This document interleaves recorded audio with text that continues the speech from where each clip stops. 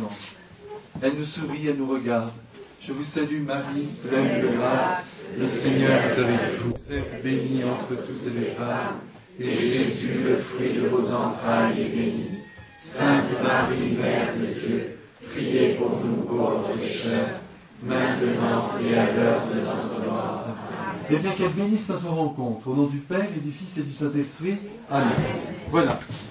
Maintenant, je vais traiter avec vous d'un sujet qui va vous réjouir parce que c'est un sujet qui nous préoccupe tous. Pas seulement le prêtre, mais je me suis rendu compte, vous aussi, toutes les familles sont préoccupées par la transmission de la foi. Comment transmettre la foi aux jeunes ? Que pensez-vous de ce sujet ? Bon, vous voyez, j'étais sûr que vous serez intéressés.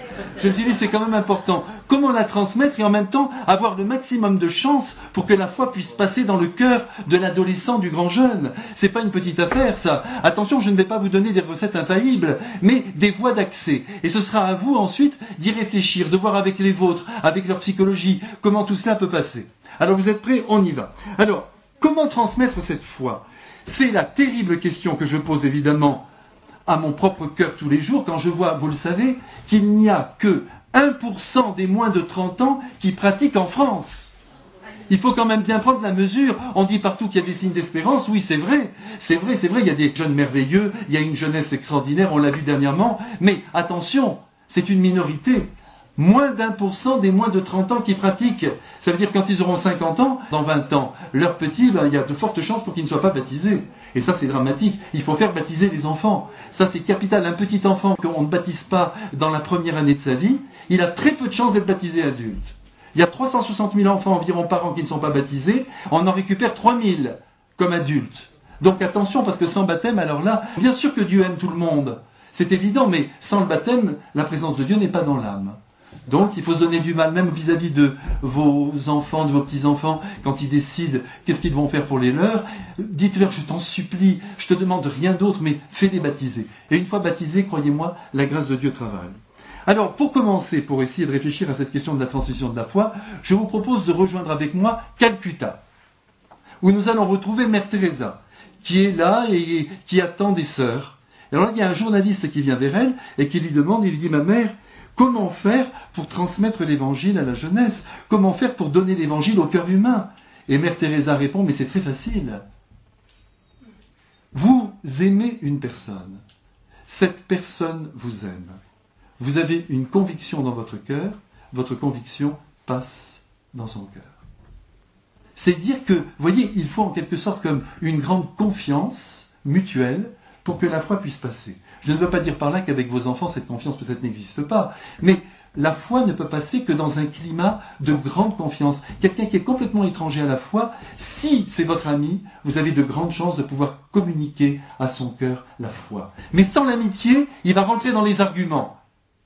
Et les arguments, vous savez comment c'est quand vous voyez aujourd'hui tous les débats télévisés, tout le monde repart comme on est arrivé. Pourtant, les idées ont été échangées, tout le monde a essayé de s'éclairer, tout le monde garde sa position. C'est pas la peine d'argumenter. En tout cas, je trouve que cette réponse de Mère Teresa est très belle, et elle ajoutait, ensuite cette personne aime une autre personne, elle a une conviction, cette personne, en raison de cette confiance mutuelle, cette conviction passe dans le cœur de cette personne.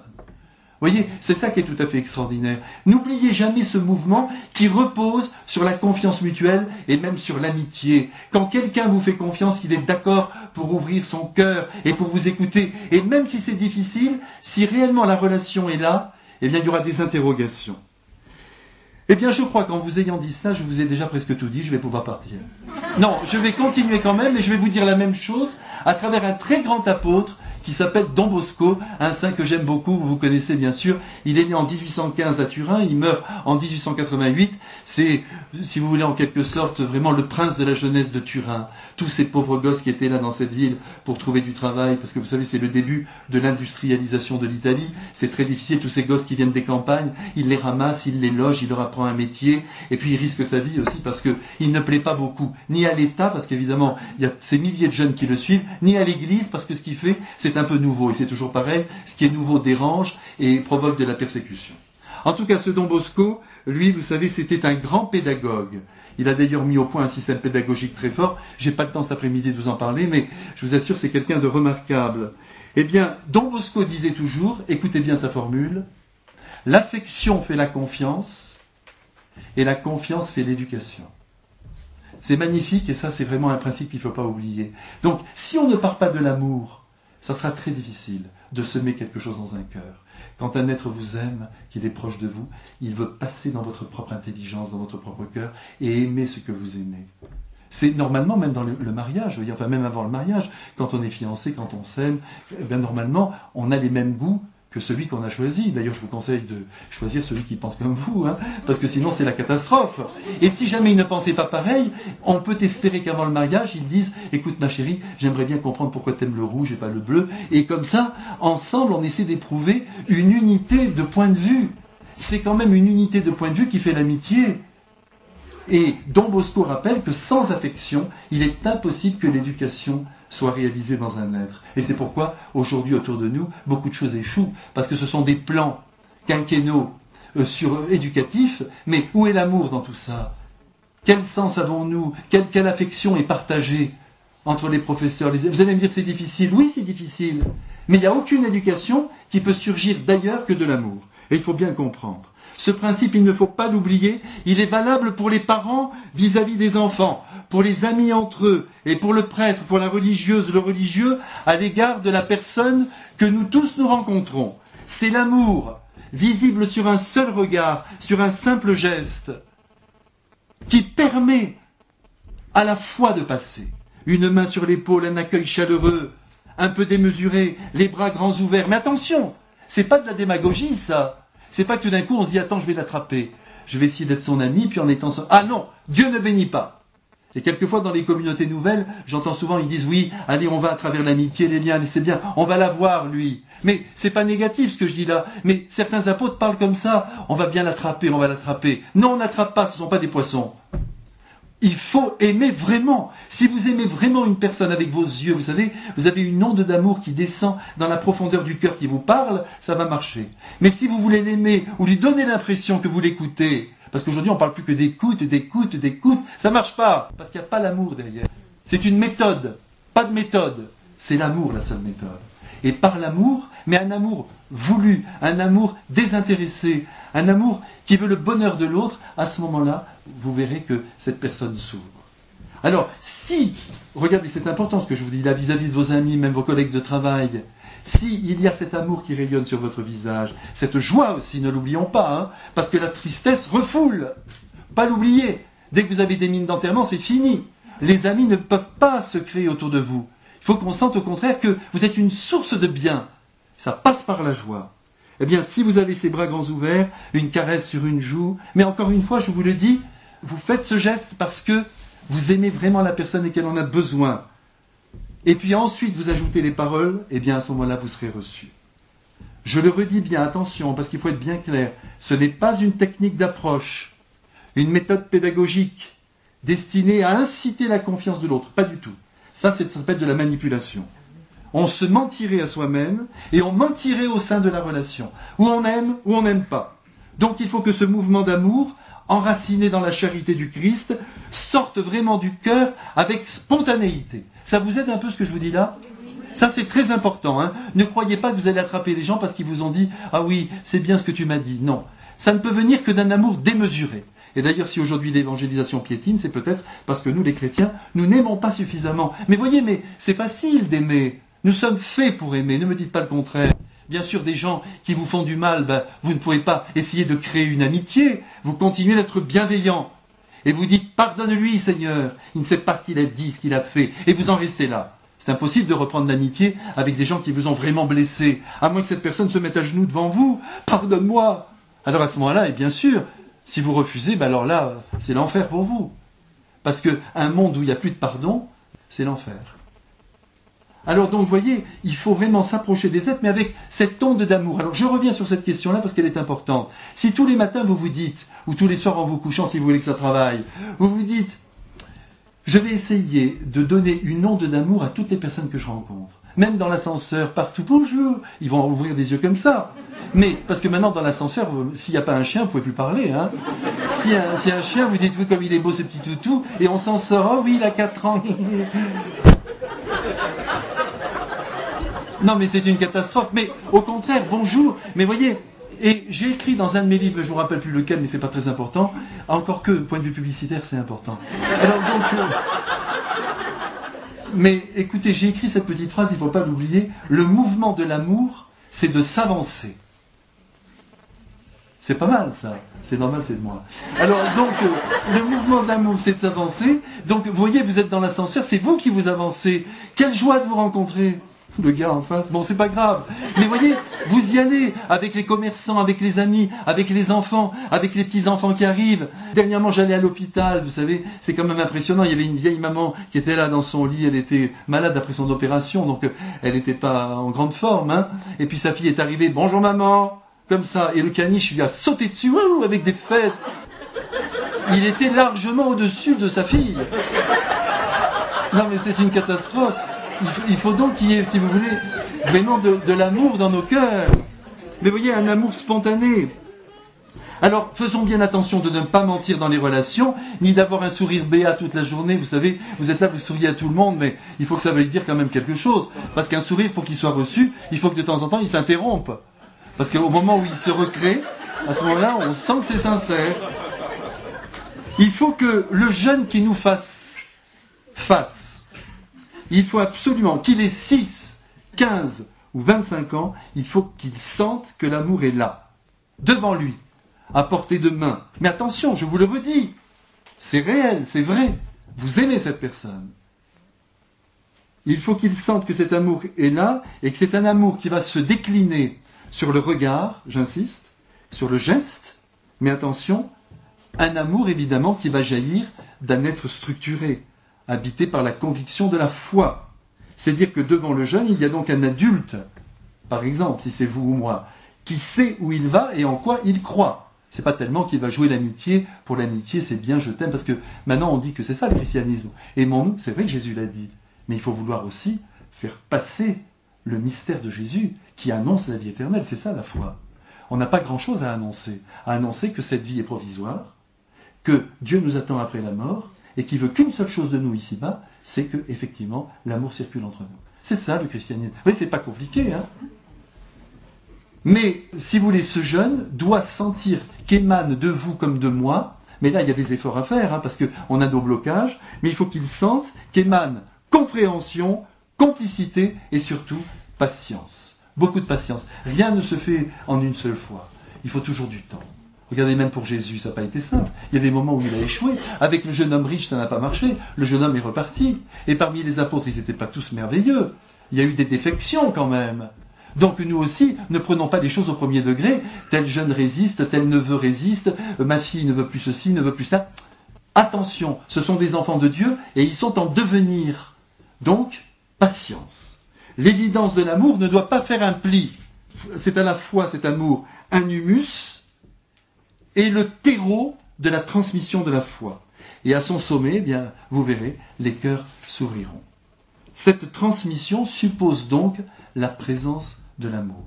Je crois que c'est important que je dise ça parce qu'on ne le dit pas. Tout le monde cherche comment nous allons nous y prendre, comment ça c'est que les jeunes résistent. Non, il faut qu'il y ait cette complicité, vous voyez. Don Bosco disait par exemple, c'est très difficile pour nous aujourd'hui, parce que lui c'est 1880. Mais il disait, il faut aimer ce que les jeunes aiment. Mais attention, lui il avait aussi des délinquants. Mais il s'intéressait à ce qu'ils étaient. Il les écoutait. Il les confessait. Ça, c'était quelque chose d'important. On y reviendra tout à l'heure. Mais il faut aussi rentrer un peu dans le monde de ceux qui... Même si ça ne nous plaît pas, de temps en temps, il faut aller dans la chambre de l'enfant ou du grand jeune et lui dire « Tu écoutes quoi comme musique? Qu'est-ce que c'est que tu aimes bien ?» Vous voyez, il faut entrer un peu dans son monde. Alors là, j'avoue, vous vous forcez un peu parce que c'est pas de la musique, mais c'est pas grave. Vous écoutez son bruit. Mais quand même, vous essayez de comprendre où il en est, qu'est-ce qu'il aimerait faire. Vous savez, il faut beaucoup interroger aussi. Il ne faut pas simplement dire, tu sais, tu es à côté de la plaque. Par exemple, le Christ, quand il est tout petit et qu'il part au temple, vous vous souvenez, qui fait cette fameuse fugue, les parents le cherchent désespérés, la Sainte Vierge a passé un moment épouvantable, et quand elle le retrouve, elle le voit, et à ce moment-là, l'évangéliste dit, il les enseignait, en parlant de Jésus, ces fameux docteurs de la loi, en les interrogeant. Alors vous voyez, de temps en temps, c'est pas forcément dire les choses, c'est interroger. Tu ne penses pas que, tu ne crois pas que, et vous jetez une graine, surtout dans le cœur d'un garçon de 15 ans ou d'une fille, je vous assure que ce sont des petites éponges, elles n'oublient rien. Et quand on s'est intéressé à eux, eh bien, ça va loin. Vous savez, mon époque, qui n'est pas très lointaine, bien sûr, eh bien, on ne nous parlait pas beaucoup quand on était enfant, mais on était bien enveloppé quand même par l'amour des parents. Il y avait quand même puis la société, tout était là un peu pour nous tenir. Mais on ne nous parlait pas. Mais par exemple, je vous livre cette petite confidence, je me souviens qu'un jour, ma mère, qui est au ciel maintenant depuis plus de 40 ans, elle m'a regardé une fois. Ah non, mais elle a dû me regarder plusieurs fois, mais une fois, je l'ai vue me regardant. Eh bien, ça m'a rempli. Et j'ai jamais oublié ce moment où elle s'intéressait à moi, quelques instants. Regarder son enfant. Il y a beaucoup de pères, beaucoup de mères de famille qui ne regardent pas leur enfant. Ils sont là, ça va, tes devoirs sont faits, très bien, tout le monde est excité. C'est ça la tranche de jambon. Et en avant. Et vous voyez, c'est pas bon. Il faut se regarder. Il faut poser des questions. Alors tu as passé une bonne journée aujourd'hui. Et même s'il est un peu bougon, c'est pas grave, mais on a posé la question. Et puis on s'intéresse. Je crois que c'est important ce que je vous dis là. Et puis alors n'oubliez pas justement que quand un enfant, ou un grand jeune, ou un ami, parce que j'élargis un peu, parce que c'est bien pour nous tous, semble s'ouvrir, ah oui, à ce moment-là, il faut rester. Ça, c'est le conseil de Jésus. Il faut lui parler à fond, mais sans l'écrabouiller. Mais il faut vraiment lui dire tout ce qui nous fait vivre. Par exemple, il y a des mots comme « je suis pratiquant », il ne faut plus dire ça. Parce que les gens vous répondent « très bien, pratique, si ça te va, tant mieux, moi j'en ai pas besoin ». Donc on retourne au point de départ. Il faut dire, par exemple, tu sais, j'aime le Christ. Alors là, ils ne savent plus. J'aime le Christ. Quoi? Où il est? Quoi? Comment? Vous voyez? Sur la Vierge. Il faut toucher le cœur humain. Il faut toucher le cœur. Oui, je suis croyant, pratiquant. Ah ben, tant mieux pour toi. Non, il faut vraiment dire, tu sais, si tu savais, j'ai vécu un moment merveilleux. J'étais à la messe. Alors là, il tombe par terre. Et c'est là que la conversation démarre. Et c'est là que l'interrogation se fait. Et alors, Jésus a dit, je vous donne la preuve de ce que je vous ai dit jusqu'à présent, si on vous ouvre la porte, allez-y, mais si on vous la ferme, secouez la poussière et allez plus loin. Donc, tous ces gens qui argumentent avec vous, les curés ceci, l'église cela, la Sainte Vierge, elle ne peut pas avoir un enfant, arrêtez net. Vous secouez la poussière gentiment, et puis vous arrêtez. Et en même temps, c'est une manière, vous pouvez dire, tu sais, là aussi je vous donne un bon filon. Ah, je vois que...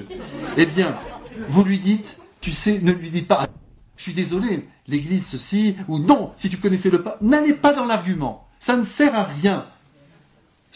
Non mais j'ai raison, non? Vous avez déjà essayé des milliers de fois, ça ne marche pas. Vous dites, il faut dire comme ça.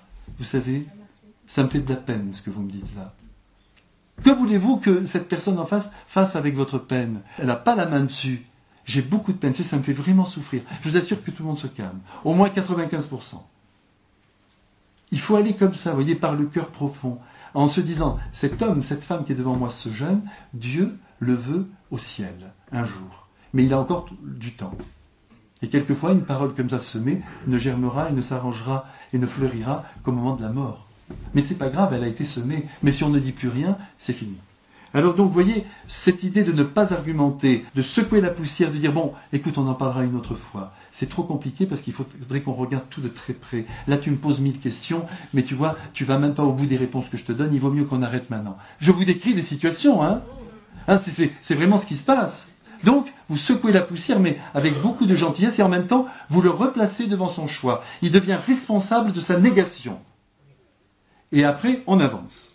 Alors, permettez-moi de suivre encore Don Bosco, parce que vous savez, c'était vraiment un grand, grand éducateur de la foi. Eh bien, figurez-vous, je vous raconte ça parce que ça vaut la peine, qu'il s'était fait, en 1860, construire un confessionnal. Vous voyez, les saints, comme ils sont toujours originaux. Ils sont toujours géniaux aussi, parce qu'ils ne collent pas toujours avec l'académisme qu'on leur a demandé de vivre. Il avait vu que ces confessionnaux, eh bien les jeunes ne venaient pas facilement derrière la grille. Ça n'était pas l'idéal. Moi, si quelqu'un veut se confesser derrière la grille, moi je fais ce qu'il veut, je mets même le grille-pain s'il veut. Hein.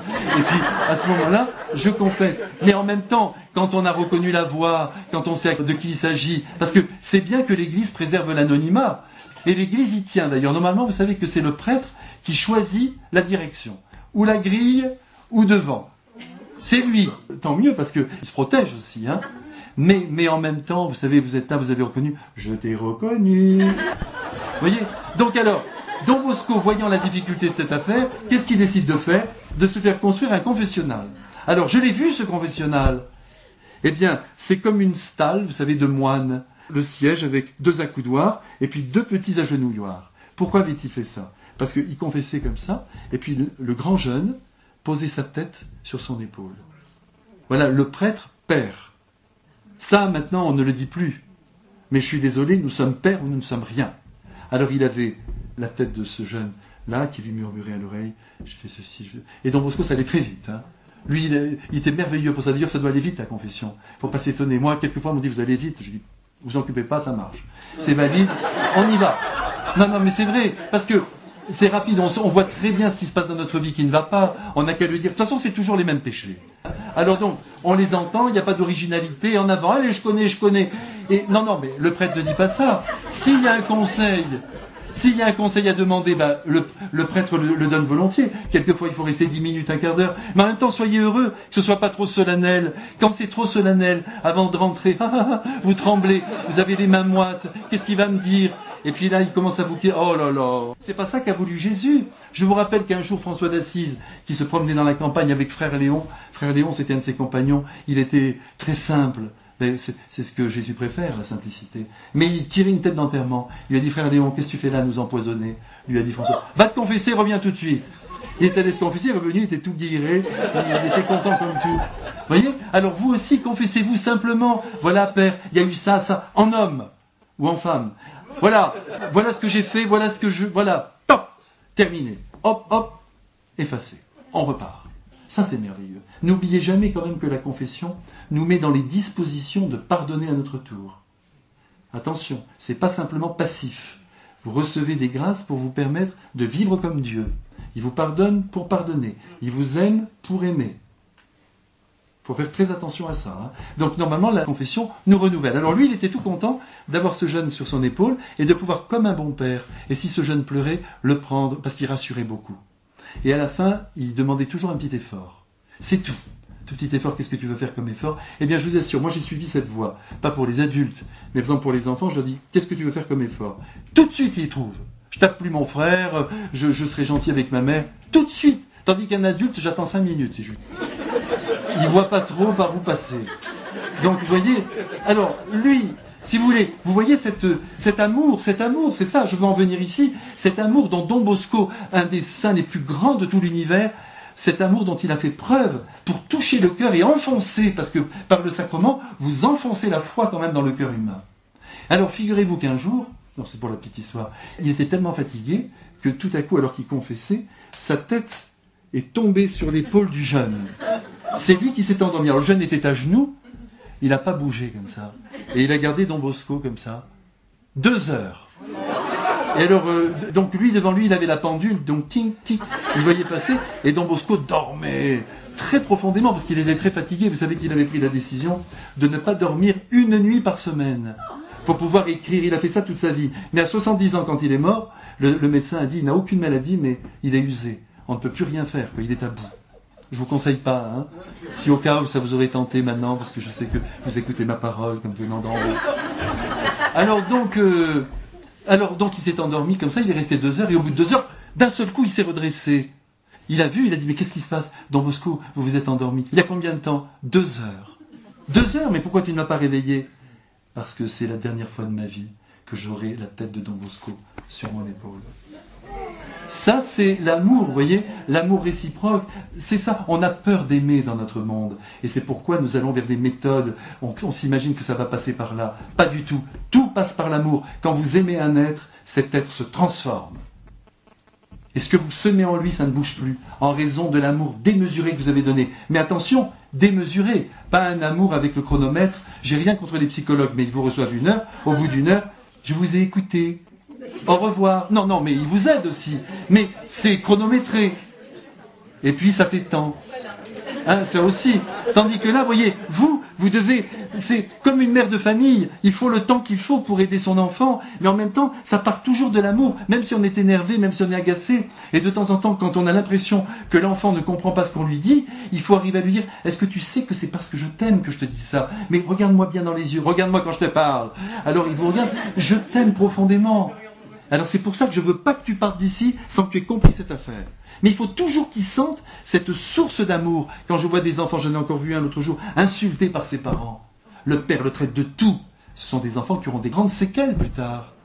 Tous les enfants qu'on a dévalorisés, infériorisés, qui n'ont pas senti ce regard positif. C'est plus important ce regard positif que la communication de la foi sur le plan humain. Mais après, pour que la foi se greffe, il faut qu'il y ait cette réalité humaine. Je sais bien qu'aujourd'hui, par exemple, ce geste de Don Bosco serait suspect aujourd'hui. Voilà le monde dans lequel nous sommes arrivés. Ça serait suspect parce qu'on vit avec une bande de gens sexualisés à outrance, qui donnent des noms aux réalités, alors qu'il n'y a pas de nom à donner. L'amour, c'est l'amour, un point, c'est tout. Et pourtant, il ne faudrait jamais oublier que le geste est essentiel. Là, je reviens aussi de l'hôpital où j'ai baptisé un petit bébé de 500 grammes. Alors, je vous le confie d'ailleurs parce qu'il est trachéotomisé, on ne sait pas s'il va vivre. Mais ce petit, dès que son père le prend dans sa main, qui fait 2 fois son corps, eh ben, il est bien. Dès que sa mère le prend contre lui, parce que c'est le pouvoir de l'amour, c'est le pouvoir de la caresse, c'est le pouvoir de la peau. Beaucoup de choses passent à travers le langage du corps. Il n'y a pas que l'esprit. D'ailleurs, tout le monde se regarde, tout le monde débat, mais vous voyez, l'amour ne progresse pas sur la terre. Je suis désolé de dire ça. Vous allez me dire, oui, mais quand même, il y a des choses qui sont belles, des ONG. Oui. Mais l'amour, attention, Jésus a annoncé qu'avant son retour, je ne veux pas vous faire peur, je ne sais pas quand il reviendra, de toute façon, quand il vient, on y va. Il a dit, avant que j'arrive, mais c'est dit dans l'évangile selon saint Matthieu, je ne vous donne pas la référence pour que vous la cherchiez. Eh bien, je suis gentil, non? Eh bien, il a dit, l'amour, avant son retour, l'amour se refroidira sur toute la terre.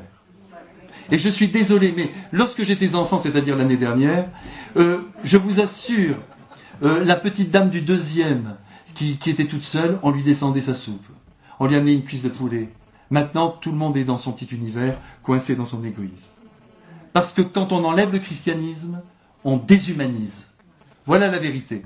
Alors nous sommes sur des racines chrétiennes, elles n'y sont plus, elles ont disparu, il n'y a pas eu vraiment de transmission, eh bien on est avec des premiers hommes. Ça peut donner quelque chose puisque les premiers arrivent jusqu'à nous. Mais il va falloir attendre. Hein. Mais ce qu'il faut, c'est que se dire que les principes évangéliques que Jésus nous donne, n'oubliez pas qu'il est Dieu, il est venu sur la terre pour nous apprendre à vivre, pas simplement pour nous sauver, pour nous dire regarde comment tu dois vivre, regarde comment tu dois aimer, comment tu dois te sacrifier, comment tu dois supporter la souffrance. Regarde tout ça, regarde comment je vis, et imite-moi. Et ça sera, c'est parce que l'amour est moins présent que la foi disparaît. Il faut donc aimer profondément le jeune, la personne qui est devant vous et même l'enfant, dans lesquels la foi doit s'infiltrer. Et cet amour doit être suffisamment dense et manifeste pour que le jeune n'en doute jamais. Jamais. Ça peut arriver évidemment des adolescents qui pensent qu'ils ne sont pas aimés par leurs parents, des choses comme ça, mais on rattrape vite la chose. Dis donc mon chéri, j'ai appris que tu as dit ça à tante Adèle, mais ça va pas. Écoute, tu sais bien qu'avec papa, on mourrait pour toi. Et on précise et on parle. Ça, c'est l'œuvre d'ailleurs de notre temps qui est positive. J'estime que il y a 40 ans, on ne parlait pas assez quand même. C'était des univers. Mais encore une fois, on était bien entourés, mais il n'y avait pas assez de dialogue.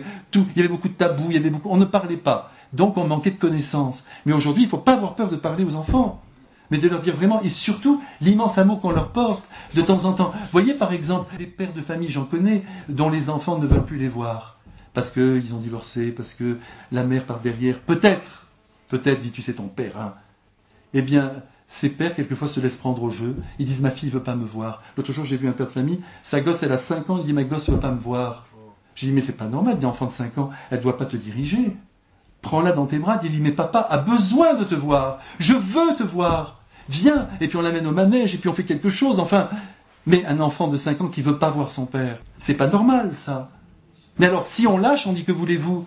Ma fille n'a pas envie de venir chez moi. Non, on lâche pas.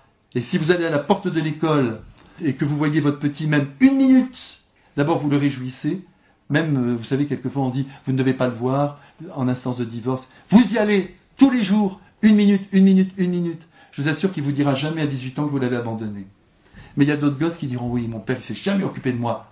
Alors qu'il avait essayé 1 fois, 2 fois, il avait envoyé une lettre, pas de réponse. C'est pas ça l'amour que Jésus veut. Il veut qu'on insiste, qu'on persévère. On va jusqu'au bout, de manière à ce que personne ne doute de l'amour qu'on porte. Eh bien, laissez-moi vous dire qu'un enfant, un jeune, qui sait qu'il est aimé par ses parents, imaginons qu'il ne les a pas, par un ami, c'est pour ça qu'il ne faut jamais juger des amitiés, hein, parce que quelquefois, elles sauvent des gens. Ou alors, par un prêtre, ça aussi, ça peut être quelque chose de fort. Eh bien, croyez-moi, un jour ou l'autre, la foi, c'est-à-dire la relation avec Dieu, s'inscrit dans ce cœur humain. Et même s'il est pris par 1000 tentations, qu'il abandonne tout, qu'il dit « je ne vais plus à la messe, je ne fais plus rien », un jour, ça reviendra. Don Bosco disait toujours, apprenez bien les prières enfants. Il faut les apprendre aux enfants. Parce qu'après, ils vont peut-être se séparer de tout, faire de mauvais choix, mais sur le lit de mort, ils se souviendront de ces prières. Et c'est la vérité. Aujourd'hui, on fait beaucoup de choses au catéchisme. Très bien, c'est parfait, la compréhension, le sens de l'autre, la tolérance, tout ce qu'on veut. Mais il faut apprendre la vie surnaturelle. Il y a des anges, il y a le Christ, il y a Marie, il y a des prières. On apprend ces petites prières et c'est gagné. Et ça reste dans l'âme. Le transmetteur de la foi, donc appelons ça comme ça, eh bien, tout simplement, il doit donner l'assurance qu'il aime d'un amour très profond celui à qui il annonce le salut. C'est pour ça que, vous voyez, l'école n'est pas le lieu idéal pour transmettre la foi. On s'étonne aujourd'hui que dans les écoles catholiques, tout ça, ça soit pas très fort sur le plan catéchétique. C'est sûr que ça pourrait être mieux. Par exemple, un enfant qui est dans une école catholique, s'il sort de l'école en terminale sans connaître bien le christianisme, elle vaut rien cette école. Et si on ne lui a pas proposé de le baptiser, comme c'est le cas, c'est que c'est nul, et ça n'est pas béni de Dieu. Il faut être clair là-dessus. Mais en même temps, l'école, il y a des enfants qui rejettent l'école, qui n'aiment pas l'école, et très souvent ce sont les plus créatifs. Il y a des gosses aussi un peu dyslexiques qui ont des difficultés, ce sont souvent les plus intelligents, mais ils ont une sensibilité tellement forte qu'ils ne peuvent pas résister au groupe. C'est pour ça qu'il faut les aimer encore plus. Alors comment voulez-vous que la foi, au milieu de tout ça, puisse passer ? Non, ça va passer par un ami, ça va passer par un prêtre, par une relation personnelle. Comme la messe, par exemple. Vous voyez, par exemple, la messe, il y a beaucoup de gens qui vous disent « mais la messe, ça n'a aucune importance. J'ai pas besoin de la messe pour croire. » Vous connaissez tout ça. Eh bien, si tout d'un coup, vous dites à quelqu'un « je vais dire la messe, reste avec moi pendant la messe. » et qu'il voit qu'il est à côté, que tout est beau, le prêtre est revêtu des ornements, la table est magnifique, le calice somptueux. Là, je parle du mien de calice. Hein. Et donc, vous voyez, tout est absolument magnifique. Eh bien, je vous assure que cette personne, elle ne bouge pas. Elle est là, elle dit, mais c'est ça la messe. Et si vous pouvez un peu lui expliquer, mais c'est formidable. Mais il y a des gens, on ne pourra pas les aligner dans une chapelle, debout, assis. On ne pourra plus. Il faut réfléchir à tout ça. C'est toujours une relation interpersonnelle qui est le vecteur des plus belles choses qu'on peut recevoir dans la vie. D'ailleurs, vous remarquez dans votre vie que, j'en suis sûr, pour 90% d'entre vous, que ce que vous avez reçu de plus beau, vous l'avez reçu de gens vivants. Des rencontres, les rencontres qui nous changent. C'est pas ce qu'on apprend, d'accord, mais il y a aussi ce qu'on fait. Quand vous aidez quelqu'un, c'est pour ça que qui a un métier manuel et enseigne ce métier à quelqu'un d'autre, vous transformez cette personne. Parce que cette personne est capable de faire quelque chose. Mais en même temps, c'est le mystère de l'amour, la rencontre, c'est quelqu'un qui vous a initié, qui vous a fait monter dans la barque avec son amour, avec sa gentillesse. C'est ça qui transforme les êtres. Alors donc, vous voyez, il faut absolument veiller avant toute autre chose à ce qu'il y ait un lien fort avec la personne que vous voulez ramener vers Dieu. Imaginez maintenant que votre cousin Anatole est très loin de Dieu, il va mourir. Eh ben, il est à l'hôpital, mais ce que je vous décris là, c'est courant. Vous y allez, mais vous commencez pas par lui dire, c'est important, la foi. Non, vous êtes avec lui, tu as besoin de quelque chose, on est là, mais pas on est là, mais vous savez, il y en a, ils vous disent, tu sais, si tu as besoin de quelque chose, bien sûr, je sais que tu auras besoin de rien, mais on est là si vous avez besoin de... Mais on sait très bien que on est là, puis le soir, vous vous proposez, je vais veiller, je vais aller le voir. Vous dites à sa femme, laissez-moi aller un peu 2 heures avec lui. Vous lui tenez la main, vous l'embrassez, vous lui donnez de l'amour. Puis au milieu de tout ça, vous priez un peu à côté de lui. Puis là, les ondes célestes commencent à descendre parce que tout est mystérieux. C'est pas une question humaine. Hein. Dès que Dieu est appelé, Dieu agit très très profondément dans l'âme. Je me souviens, j'ai été appelé là pour une personne qui s'était suicidée, qui m'avait prévenu de son suicide. C'était abominable. Je ne l'avais pas cru d'ailleurs. Il faut jamais, vous savez, il y a des gens qui vous disent, vous savez, quand on vous dit je vais me suicider, ne les écoutez pas parce que c'est des appels au secours. Attention, parce qu'il y a des gens qui connaissent de grands désespoirs. Mais là, je pouvais absolument rien faire, mais j'avais fait tout ce que j'avais pu, mais on avait séparé cette personne de sa famille. C'est extrêmement grave, c'était une injustice, grande injustice. Il s'est tiré une balle dans la tête. C'est son médecin qui m'a vite appelé, vite, montez à l'hôpital. Je suis monté à l'hôpital, j'arrive près de son lit, il n'y avait personne. Il est mort 1 heure après. Il n'y avait personne. Donc vous voyez la scène. Il y avait le médecin qui était avec moi, et puis dans un état, une balle dans la tête. Je me suis approché, je ne me suis pas occupé du médecin. À l'oreille, je lui ai pardonné ses péchés, y compris ce qu'il venait de faire. Mais avec beaucoup d'amour, hein. Vraiment avec beaucoup d'amour. Hein. Je suis là avec vous, puis il me connaissait bien. Et puis je lui ai dit, je lui ai donné l'absolution, et puis je lui ai fait des onctions pour qu'il parte chez le Seigneur avec l'extrême onction. Et à ce moment-là, les pulsations montaient dans la machine. J'ai cru que le médecin, il tombait, il fallait aussi à lui que je lui donne l'extrême onction. Et il m'a dit, mais c'est pas possible. J'ai dit quoi qui est pas possible? Comment ça se fait que ça monte là? J'ai dit, mais ça monte. Il m'a dit, il ne peut pas vous entendre, il ne peut pas m'entendre. Alors là, je l'ai regardé dans les yeux, il était là, il était... Hein.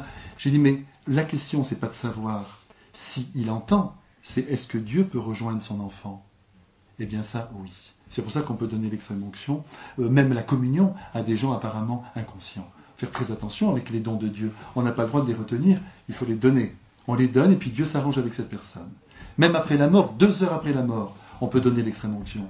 Il y a beaucoup de prêtres qui ne le font pas, mais attention, quand je vous dis ça, je ne me mets pas au-dessus. Mais sachez qu'on peut le faire, parce qu'on ne sait pas ce que c'est que la mort. C'est la séparation de l'âme et du corps. C'est pas le cœur qui s'arrête, c'est cette séparation. Mais cette âme, elle met plus ou moins de temps à se séparer. Il est exact que les sacrements sont ordonnés aux vivants. Il faut être vivant pour recevoir un sacrement. Mais on ne sait pas jusqu'à quel point on est vivant.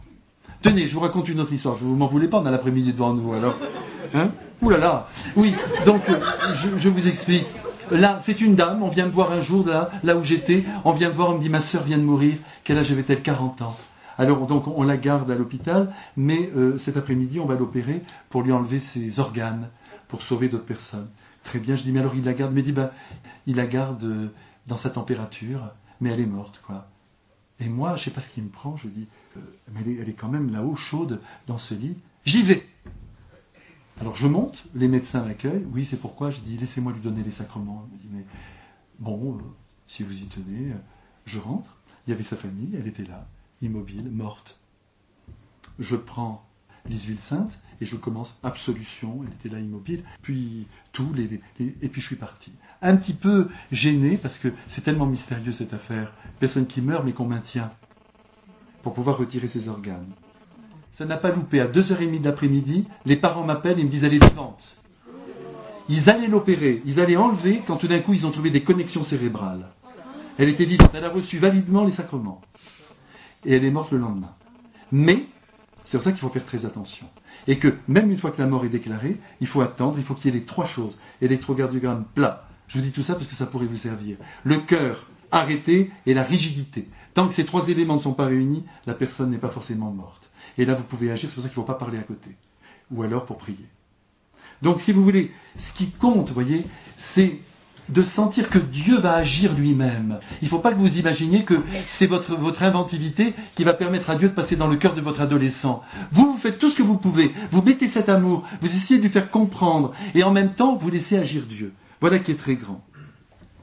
Alors, et cet amour, je vais vous donner un dernier exemple de Don Bosco, comme ça on terminera avec lui, mais vous savez qu'à son procès de canonisation, il restait beaucoup de grands jeunes qu'il avait connus pour la béatification. Et il y en avait certains qui étaient devenus salésiens, donc qui étaient rentrés dans sa congrégation. Il y en avait un qui avait des grandes fonctions. Et il a dit ceci, il a dit, vous savez, avec Don Bosco, on avait tous l'impression d'être son préféré. Et beaucoup sont restés même, sont devenus prêtres. Ils ont signé devant le tribunal apostolique à Rome en disant, quand nous sommes restés, à un moment donné, Don Bosco était rejeté par tout le monde. Il a été fâché 25 ans avec son évêque, qui ne le comprenait pas, mais lui était docile. Mais l'évêque, alors c'était lui qui l'avait fait nommer par le pape. Mais ils ont été fâchés, ils ne l'aimaient pas, parce qu'il y avait de la jalousie, quoi. Il faut dire les choses comme elles sont. Eh bien, tous les prêtres l'ont abandonné, eh bien ces grands jeunes ont dit au procès en béatification, on est resté, pas pour la vocation, pour Don Bosco. Et ils sont devenus prêtres. Et ça c'est grand. Tandis qu'aujourd'hui, dès qu'un jeune s'attache à un prêtre, on dit, c'est pas bon.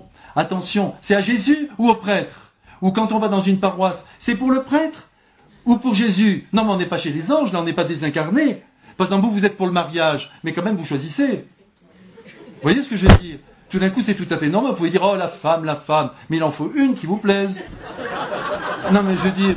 Alors après, oui, mais c'est quand même Jésus. Oui, c'est Jésus. Mais là aussi, il faut faire très attention. Quand vous voyez que vos adolescents, ils dérapent, ils veulent plus y aller à la messe. Parce que ça les ennuie, parce que ça va pas, c'est pas dans leur rythme, ils comprennent rien. Bon, j'imagine, il y a de très belles messes, mais de temps en temps, il y en a aussi des banales, qui ne sont pas capables de toucher, d'émouvoir. Et c'est pas une question de joie, parce qu'on dit tout le temps avec les guitares, c'est pas ça. C'est une question plus importante, c'est une question d'habitation du mystère. Il faut que la messe soit belle, qu'elle vous transporte en plein ciel. Alors si tout d'un coup vos petits ne disent « j'aurais plus envie d'y aller », au lieu de dire « nous tenons à notre paroisse ». Non, vous quittez la paroisse. Parce qu'il y a un bien plus grand pour vos enfants. Vous pouvez dire, bon, j'essaie encore parce que quand même, il faut aider notre curé. D'accord, on va l'aider. Mais au bout d'un moment, ça passe plus. Vous perdez vos adolescents. Eh ben non. Vous allez dans une autre paroisse, c'est pas grave. D'ailleurs, un jour, Jean-Paul II a dit, Jean-Paul II, il est saint, hein, on peut l'écouter, il a dit, la paroisse, ce n'est plus une portion de territoire, parce qu'avant c'était comme ça, vous habitiez à la rue Machin, vous allez vous marier dans la paroisse de la rue Machin. Tandis que maintenant, il avait dit, ce n'est plus une portion de territoire, mais une portion de peuple de Dieu. Seulement, ce qu'il faut, c'est après essayer de se tenir à cette communauté. Vous choisissez, vous changez de paroisse, eh ben vous essayez de vous y tenir. Mais vous écoutez vos petits, qui sont là et qui disent aussi des choses sensées. Il ne faut pas toujours les ramener avec la rationalisation. Ça ne marche pas. Un jour à Paris. Non, mais c'est bien que je vous dise tout ça. Parce que, vous voyez, la médiation humaine, ce qu'on appelle la médiation humaine, c'est-à-dire tel prêtre, telle religieuse, tel adulte, tel ami, c'est important tout ça. Dieu se sert de ça. Un jour, j'étais à Paris, je me souviens. J'étais allé, il y avait une conférence du Père Philippe. Vous connaissez le Père Philippe? Père Marie-Dominique Philippe, un saint. C'est lui qui a fondé la communauté Saint-Jean. Un homme tout à fait remarquable. Et alors, le soir, j'arrive, il y avait une quinzaine de personnes qui l'attendaient. Et il y avait une dame qui n'était pas très bien équilibrée, qui était là aussi. Et alors, elle était là. Bon, alors, lorsque ça a été mon tour, comme je l'aimais beaucoup, je lui ai demandé, je lui ai dit, mais mon père, comment vous faites avec ce genre de personnes? C'est pas facile. Et il m'a répondu, si quelqu'un a découvert Jésus à travers toi, cette personne n'est pas un livre. Tu ne pourras pas la donner à une autre personne. Il faudra que tu la traînes jusqu'à la fin. Ça, c'est l'évangile. Et le Père Perrin, qui était un dominicain extraordinaire, aveugle, mais vraiment ami de Simone Veil, la philosophe, non mais un être tout à fait sublime que j'ai eu le bonheur de connaître, il me disait, toutes les personnes psychologiquement dérangées, qui sont en grande difficulté, et qui perdent même complètement le sens des choses, tu es dans l'obligation de les écouter au moins une fois par jour au téléphone. C'était beaucoup, hein? Et après, terminé. Dans la journée, si elle retéléphone, c'est non. Mais une fois, c'est un droit. Ça, c'est l'évangile. Alors lui, il décrochait. Allô? Je voyais bien que ça n'allait pas du tout. De l'autre côté. Oui. Soyez une reine irresponsable. Vivez, sentez l'amour de Dieu qui vous enveloppe. Il est avec vous. Crac! Mais donc, c'était fait. C'était fait. Tandis que maintenant, on dit, ah non, vous savez que ces personnes... Mais non, toutes les personnes doivent être reçues. Mais avec cet amour démesuré, il faut bien le dire. Alors souvenez-vous aussi de cet épisode dont je viens de vous parler, parce qu'il en dit long. Il faut recevoir les êtres dans l'état où ils sont. Votre petit, il est un peu curieux. Il y en a par exemple sur 6 enfants, là je vois dans une famille, les 5, tout le monde va volontiers à la messe, il y en a une, ça lui dit rien. Même éducation, mais c'est dans la structure. C'est pas grave, mais il faut bien la comprendre. Pourquoi? Qu'elle s'exprime, qu'elle nous dise pourquoi, puis on va voir comment l'aider. Voyez donc, la transmission de la foi est liée à la médiation humaine. Évidemment, vous savez que quelquefois, dans la vie, la foi peut démarrer parce qu'il y a une grâce très grande. Vous avez écouté une prédication, il y a quelqu'un qui vous a parlé, il y a un prêtre qui vous a consolé, vous avez lu un livre, je sais pas moi, il y a 1000 choses, et puis tout d'un coup, vous êtes saisi. Ça, c'est le déclencheur. Souvent, Dieu utilise ce moyen-là. Mais après, il faudra quelqu'un. Il n'y a rien à faire. Quelqu'un en qui vous avez confiance et qui vous montre son amour pour que cette foi progresse. Et d'ailleurs, tous ceux qui ont fait leur première communion, qui après ont arrêté, n'ont plus vu personne. Si vous voulez, vous savez qu'aujourd'hui, pour voir l'église, c'est pas facile. Hein, il faut aller à un enterrement. Un mariage, peut-être c'est l'été, le mariage, ça réduit les saisons et les possibilités. Mais un enterrement, ça peut venir assez régulièrement. Alors là, vous voyez un prêtre, mais enfin vous le voyez de loin, s'il fait bien son truc, il était bien ce prêtre. Mais voyez, c'est tout. Mais dans la rue, vous croisez personne. Ni religieuse, ni prêtre. Donc vous n'avez pas beaucoup de possibilités pour rencontrer quelqu'un qui est, aux yeux du monde, je ne dis pas que c'est la vérité, mais l'image de Dieu. Parce que le prêtre, il n'y a rien à faire, c'est quand même l'image de Dieu dans la société. C'est pour ça que quand il y en a un qui ne marche pas, ça ne va pas, tout le monde est atteint. Donc il faudra, pour que cette foi s'enracine, qu'il y ait quelqu'un, il n'y a rien à faire. L'affection fait la confiance, et la confiance fait l'éducation. Eh bien, voyez, une fois dit cela, malgré tout l'amour que vous pouvez porter à vos enfants, encore faut-il que vous portiez en vous la ferme conviction que vous êtes choisi par Dieu comme ce médiateur irremplaçable. Il ne faut pas vous dire que c'est plus mon affaire maintenant, j'ai fait tout ce que j'ai pu. Non, vous êtes responsable de l'avenir de Dieu dans le cœur de vos enfants. Au sein de votre propre famille, même s'ils ne veulent plus rien entendre, vous priez, vous avancez, tout d'un coup vous risquez un mot, vous vous mettez à pleurer, mais encore une fois, parce que vous pleurez pour de bon. Et ce n'est pas de l'orgueil, de la prétention, que de penser que c'est vous qui êtes responsable de Dieu dans leur cœur. Les parents sont responsables de l'avenir de Dieu dans le cœur de leurs enfants. Le prêtre est responsable des âmes qui s'approchent de lui. Les religieuses, les religieux sont responsables des élèves ou des malades dont elles s'occupent. Et par conséquent, la première chose que nous devons nous dire à nous-mêmes en nous approchant de la jeunesse, c'est que, et écoutez bien ça, c'est une phrase que je me suis forgée il y a plusieurs années, je ne vous dis pas que je la vis, mais elle m'aide. Je me dis très souvent, il ne faut pas que Dieu déçoive à cause de moi. Si tout le monde se dit ça, je vous assure, il y aura des petits progrès. Que Dieu ne déçoive pas à cause de nous. Parce que nous tous, le prêtre, vous aussi, combien de personnes disent « Ah, il est chrétien, mais si tu avais vu comment il m'a blackboulé ?» Même au nom de la vérité. La vérité, c'est l'amour, quoi. C'est ça qu'il faut faire vivre. C'est dire qu'à partir de nos agissements, tout pourrait être retenu contre Dieu. Et c'est ce qui arrive. Et il pourrait bien perdre du terrain dans une âme à cause de nous. Et les exemples sont légion, qui prouvent qu'une grosse déception causée par un serviteur de Dieu ou par des parents qui ne sont pas cohérents avec la foi qu'ils professent peuvent bloquer le processus de la transmission. Ça aussi, donc, on a un bel examen de conscience à faire.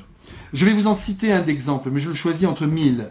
Ce que je vous dis là, c'est une histoire véridique d'un homme, c'est un homme, qui actuellement a 75 ans et qui, enfant, à l'âge de 10 ans, a été accusé d'avoir bu, alors qu'il était enfant de chœur, la burette de vin destinée à la messe. Il a été accusé par le curé. Et il a nié les faits, mais avec beaucoup de force, après comparution devant un tribunal de paroisse.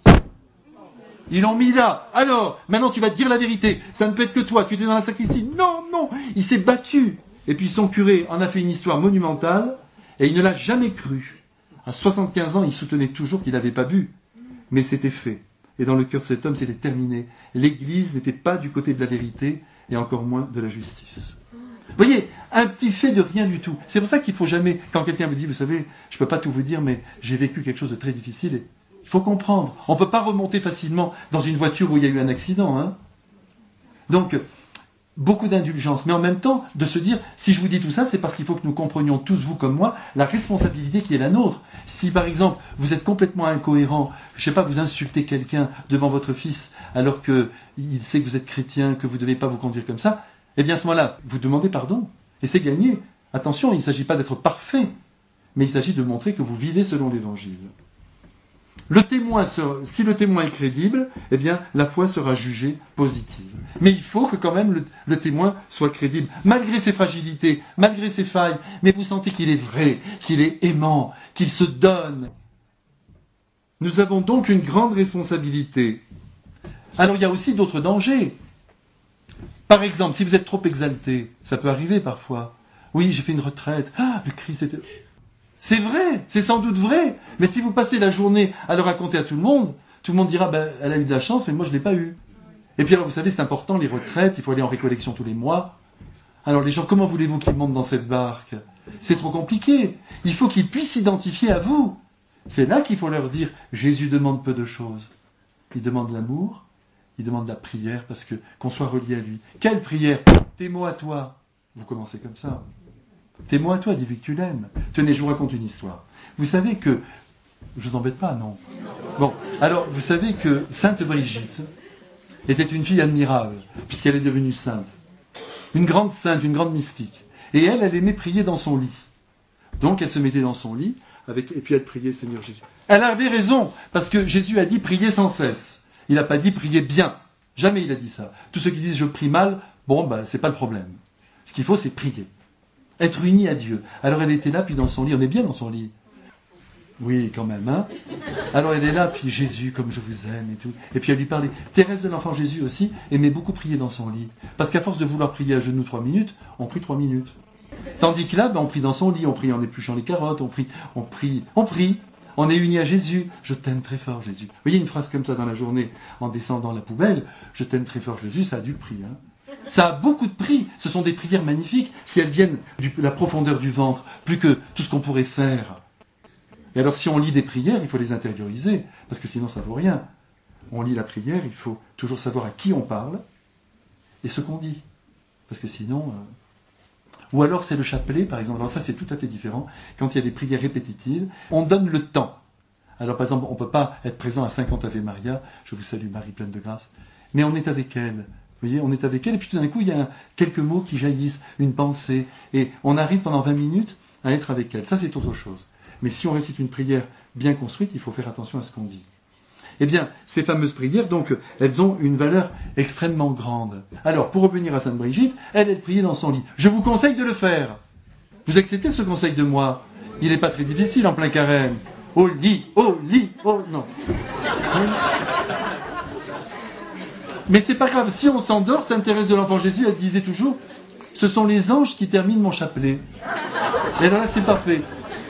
Alors, vous vous mettez, vous savez, j'ai rencontré aussi dernièrement une religieuse, elle m'a dit, j'ai toujours eu beaucoup de mal avec le chapelet. C'est pas une prière, ça m'est difficile. Mais ce que je sais, c'est que quand je le prends dans ma main, la Sainte Vierge est contente. Alors on commence, et puis après on avance. Alors je finis avec Sainte Brigitte. Elle est donc dans son lit, alors, elle prie, et alors elle a une grande copine. Parce que normalement, quand on est à Dieu, souvenez-vous de ça, on a le sens de l'amitié. Vous voyez, ça aussi c'est un sentiment qui disparaît. Aujourd'hui l'amitié, on ne sait pas ce que c'est. Ou sauf sur Facebook. 3000 amis, 10 000 amis. Vous voyez, mais sinon, l'ami, vous savez, votre double, celui à qui vous pouvez dire quelque chose, et ça ne bougera pas de son cœur, parce que vous savez que le propre de l'amitié, c'est la communication des secrets. Quand vraiment on communique un secret, c'est le signe qu'on est avec un cœur ami, et qu'on le dépose dans son cœur, comme on le déposerait dans notre cœur. Si on ne peut pas donner ce secret, c'est que l'amitié n'est pas profonde.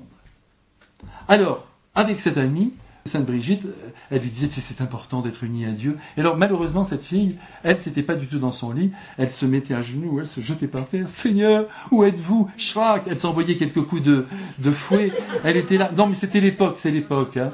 Il faut comprendre. Hein. On voulait réparer les péchés. Où es-tu? Et alors, elle criait. Et un jour, elle a crié très fort. Seigneur, l'ami de Sainte Brigitte, où es-tu? Et Jésus a répondu, si tu me cherches, je suis dans le lit de Brigitte. Vous voyez?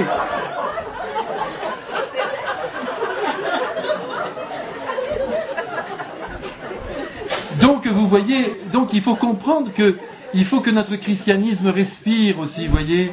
Il ne faut pas qu'on soit à moitié mort, Très souvent, ça arrive, on est à moitié mort, on est là, on n'aime pas trop la vie. Mais non, mais Jésus a dit que Jésus n'a pas dit du tout ça, madame, où est-ce que vous avez vu ça? Il y a des grands saints qui aimaient vivre. Tenez, je vous en prends un que je vénère. Je l'adore, même on peut y aller. Vous voyez, quelquefois, vous dites j'adore. Oh, faut pas le dire, hein, parce que... Mais on a très bien compris de quoi il s'agissait. On aime très fort, mais c'est bien, il faut l'employer ce verbe. Il n'est pas réservé à Dieu. Un jour, d'ailleurs, je connais quelqu'un qui, dans sa prière, a dit à Jésus, je t'adore. Mais un mystique. Et Jésus lui a répondu, non, c'est pas toi, c'est moi qui t'adore. Tellement il nous aime. Il ne faut jamais oublier cet amour de Dieu. Alors, il faut qu'on aime la vie, mais il faut qu'on montre qu'on l'aime. Quand vous voyez, par exemple, qu'il y a des chrétiens qui vivent... Non, mais quand je dis ça, ce n'est pas des jugements. Mais on vit replié, on ne participe à aucune joie du monde. Comment voulez-vous que vos enfants adhèrent? Il faut aussi qu'il y ait de la vitalité. Le Père Kolb, c'est de lui dont je voulais vous parler. Ce saint que j'adore. Eh bien, ce Père Kolb, il jouait beaucoup aux échecs. Il faisait d'ailleurs gagner les autres parce qu'il était tellement fort qu'il les laissait gagner un peu de temps en temps les frères. Mais vous avez des photos du Père Kolb quand il est dans sa cité de l'Immaculée où les nazis vont venir et ramasser d'ailleurs toutes leurs machines, mais il est là le soir, il joue avec eux. Ça, ce sont les saints. Ils jouent et puis il y a cet échange, cette complicité, vous voyez. Si on arrive simplement avec la foi, mais qu'il n'y a aucune complicité avec nos jeunes, rien, ça marche pas. Même si on veut qu'ils fassent de bonnes études, qu'ils soient en bonne santé, ça suffit pas. Il faut qu'il y ait une complicité d'âme. Vous voyez, quand le soir il pleuvait, en Pologne, là-bas, à la cité de l'Immaculée, qu'est-ce qu'il faisait le Père Kolb? Quand il voyait vers 8h30, les frères avaient travaillé toute la journée dans l'imprimerie. 12 heures par jour, là. Hein. Dans toutes les petites salles, il y avait une statue de la Vierge. Vous savez que tous ces frères, quand ils se voyaient, ils se saluaient. Marie, Marie. C'était beau. En silence absolu. Ils travaillaient, qui imprimaient, qui faisaient des articles, qui mettaient en liasse, qui partaient les livrer. Eh bien, le soir, comme il voyait qu'ils étaient fatigués, qu'est-ce qu'il faisait? Une fois que les prières étaient faites, il avait plu toute la journée. Il pleuvait encore. Il disait, allez, enlevez vos chaussures. Il remontait la bure et ça pataugeait dans l'eau. Ils allaient y chanter et ils pataugeaient dans la cité. C'est comme ça. Alors, la petite, elle dit, je vais descendre la poubelle avec les chaussons. Vas-y. C'est pas très grave. Pas tout le temps tout revoir. Le pape Jean-Paul II disait toujours, tout voir, tout analyser, mais corriger peu. On peut pas être toute la journée en train de dire aux autres, avec, vous savez, comme le petit truc pour ramasser les miettes, là, ça va pas, t'es pas comme il faut, des maris à leurs femmes, des femmes à leurs maris. Oui, mais tu te comprends? Mais non, des ramasse-fautes, il y en a marre. Et c'est ça qui tue l'ambiance, c'est ça qui tue l'atmosphère générale des familles, le bonheur de vivre ensemble. Il faut que tout soit simple et qu'on accepte l'autre comme il est. Même le petit qui traverse sa crise, qui sait plus trop où il en est, on le prend comme ça. Et puis on rajoute de l'amour. Vous voyez, puis de la joie. On joue avec ses enfants. Combien y a-t-il de parents qui jouent avec les enfants? Des jeux de société qui sortent. Tout à l'heure, j'ai eu une maman au téléphone, elle faisait du vélo, j'ai dit, vous êtes toute seule? Non, parce que je cherchais pour la conférence, là. Elle m'a dit, non, je suis pas toute seule. Il y a Victoria, il y a un tel. Ils sont avec moi, ils ont voulu venir avec leur mère, et ils faisaient du vélo derrière. Mais ils étaient ensemble. Alors après, quand la mère dit quelque chose, ça passe tout seul. Parce qu'ils ont eu un beau moment de complicité, on les a pas mis en rang. Le travail, l'école, la santé, ça suffit pas. Alors si pendant des années on a servi ça, mais attention, hein, je sais que c'est difficile l'éducation, et je sais ce que vous traversez, parce qu'il y a des influences négatives tout autour. Mais essayez d'avoir une aération, même pour les films, à regarder la télévision. Vous voyez un beau film qui passe. Maintenant on peut louer des films sur Internet, je crois. Hein. Non mais je le crois, mais je le sais, mais je le fais pas. Non, mais c'est pas pour que je vous dise que je ne le fasse pas que je vous le dis. Non, c'est tout simplement... Non, mais je sais qu'on peut le faire. Donc, vous dites, voilà, ce soir, on va louer un petit film. Alors, les plus petits, on va faire plaisir aux plus petits. Qu'est-ce que vous aimeriez bien? Ça, les grands. Bon, allez, d'accord. Et on regarde le film. Mais tout le monde est là. Le père, la mère, il n'y a pas le père sur l'ordinateur, la mère au mixeur, bzzz, de la soupe. Vous voyez? Il faut absolument que tout le monde soit ensemble. Si vous ne partagez plus rien, l'amour est absent. Ce sont des amours virtuels.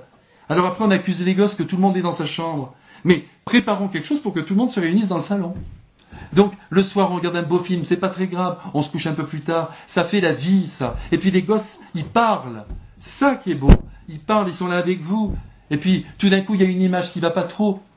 Eh bien, vous la récupérerez en parlant avec eux. Mais on peut pas non plus les faire vivre dans des cocons. Parce que de toute façon, ils sont au courant de tout.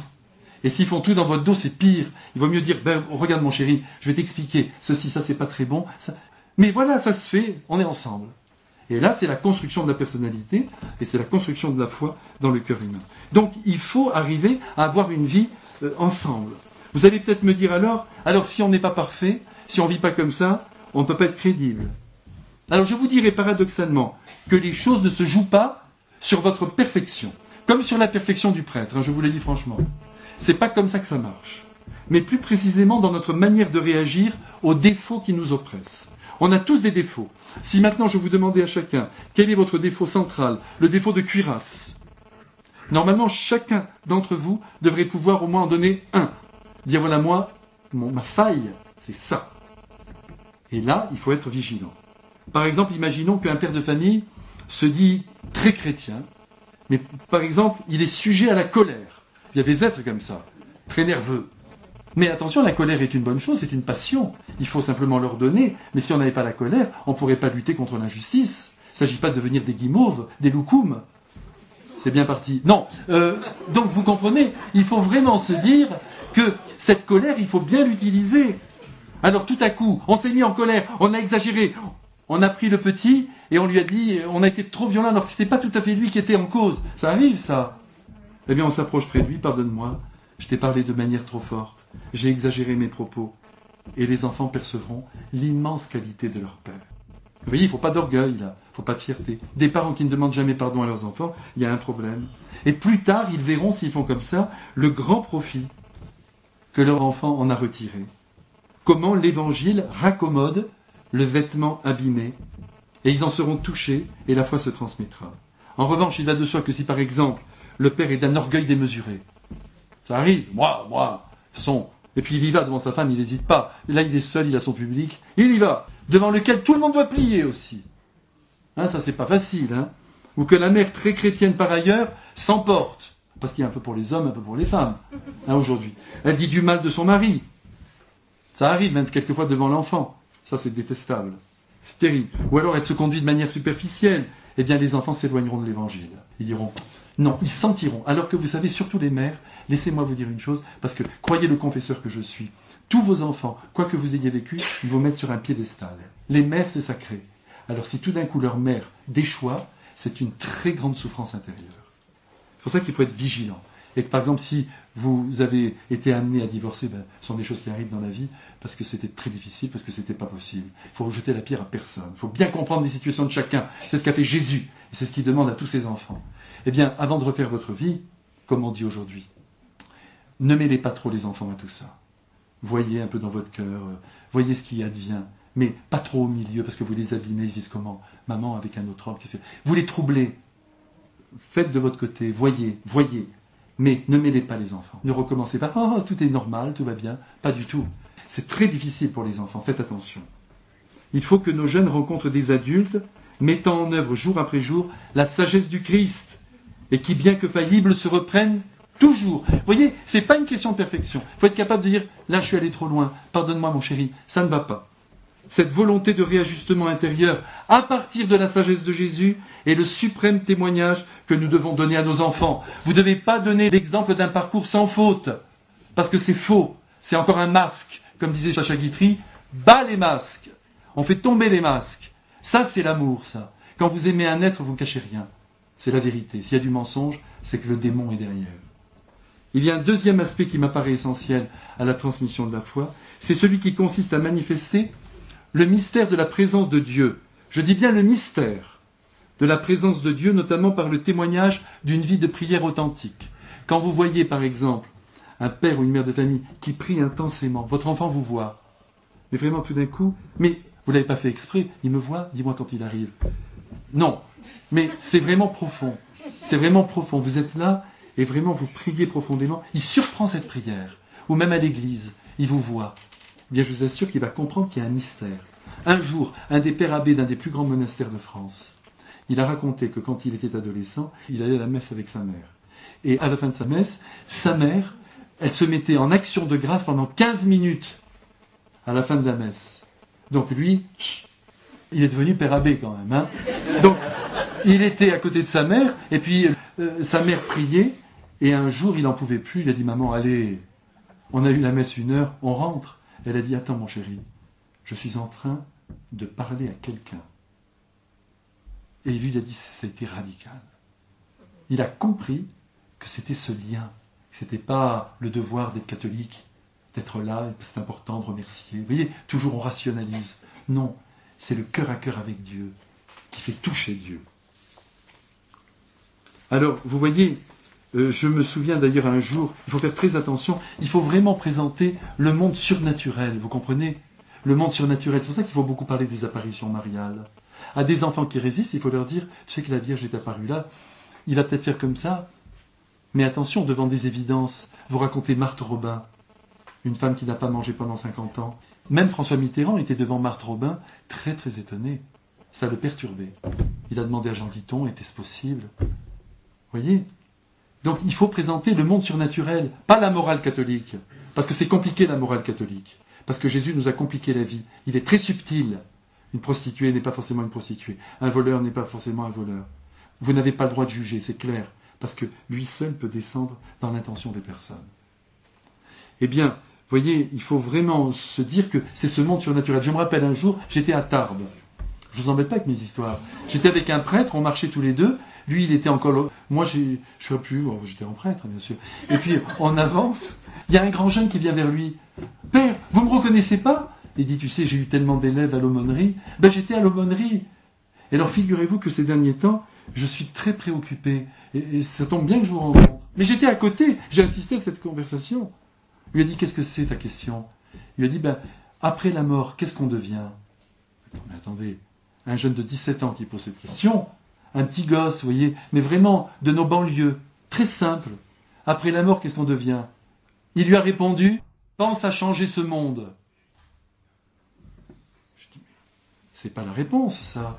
Au lieu de le projeter dans le monde surnaturel et de lui dire, regarde, l'âme va se séparer, elle rejoint le Christ, tu vois le Christ, et lui donner cette sorte de féerie du paradis. Voyez, c'est ce qu'on devrait ressentir d'ailleurs dans nos liturgies, une féerie, comme quand vous êtes au théâtre et que vous avez ce rideau, puis d'un coup le rideau se lève, et tout le monde fait oh parce qu'il y a un bel appartement, vous savez. Enfin maintenant les décors, il n'y a plus rien. Mais enfin, vous voyez, avant vous voyez un bel appartement, c'était magnifique. Eh bien, il faut ouvrir l'appartement témoin du ciel devant le visage des jeunes, leur parler de choses surnaturelles, pas simplement de morale, du vivre ensemble. On s'en fiche de tout ça, ça va venir après. C'est comme aimer le pape. Vous voyez, bon, il se trouve que là, le pape François, le monde l'aime quand même. Mais attendez, on va voir. Parce que les choses, on va voir. Parce que c'est un homme très bien structuré, notre Saint-Père. Il sait, il envoie dos à dos les conservateurs et les progressistes. Attention, c'est pas un homme de parti. Mais enfin, il est aimé, parce que il sait s'y prendre. Et surtout, il a compris que c'est le geste qui parle au cœur. Regardez Benoît XVI, qui était un homme sublime. Benoît XVI, c'est le plus grand théologien vivant.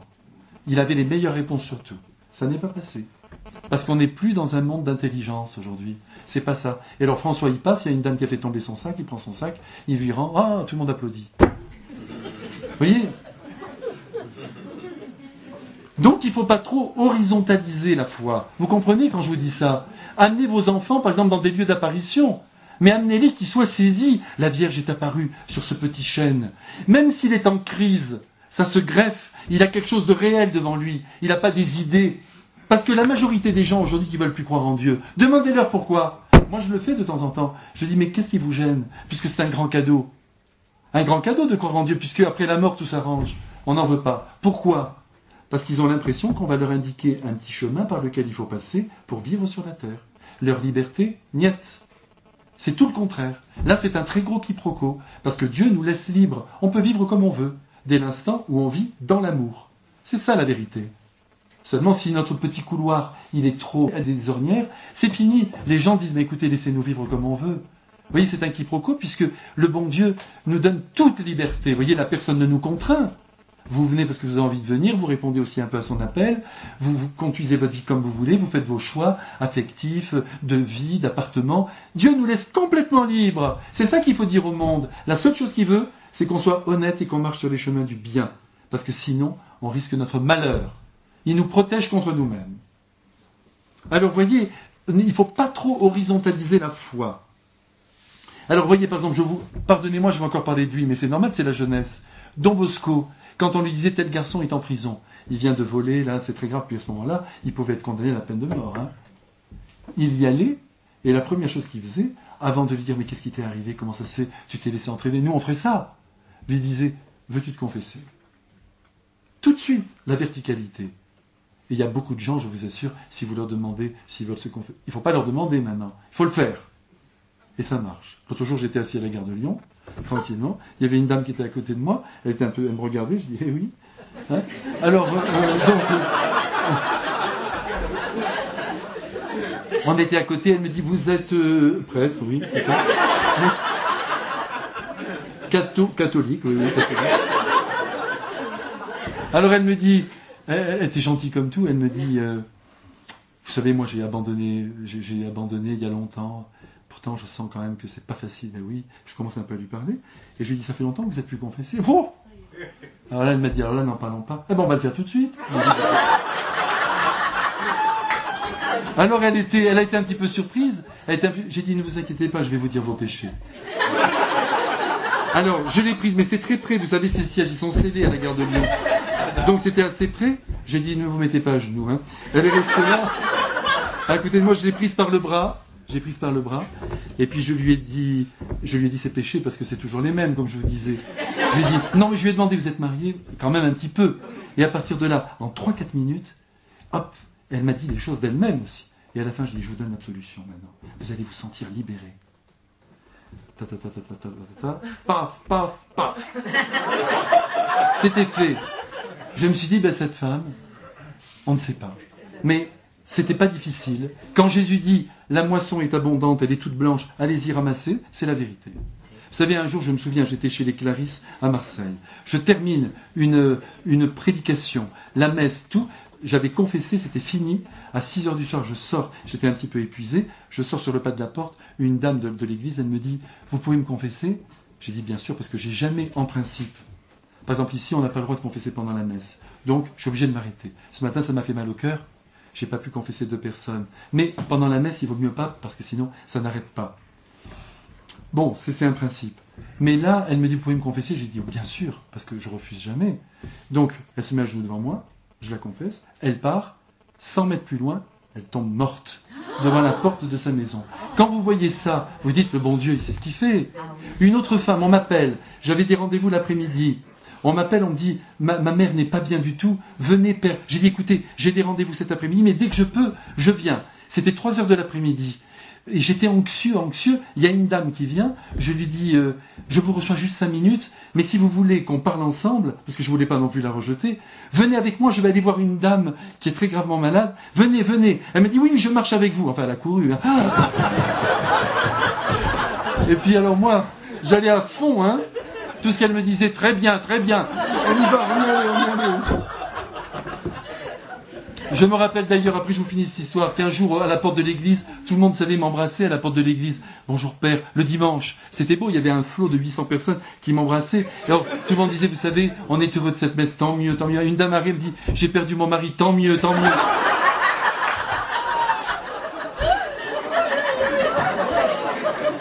C'était affreux.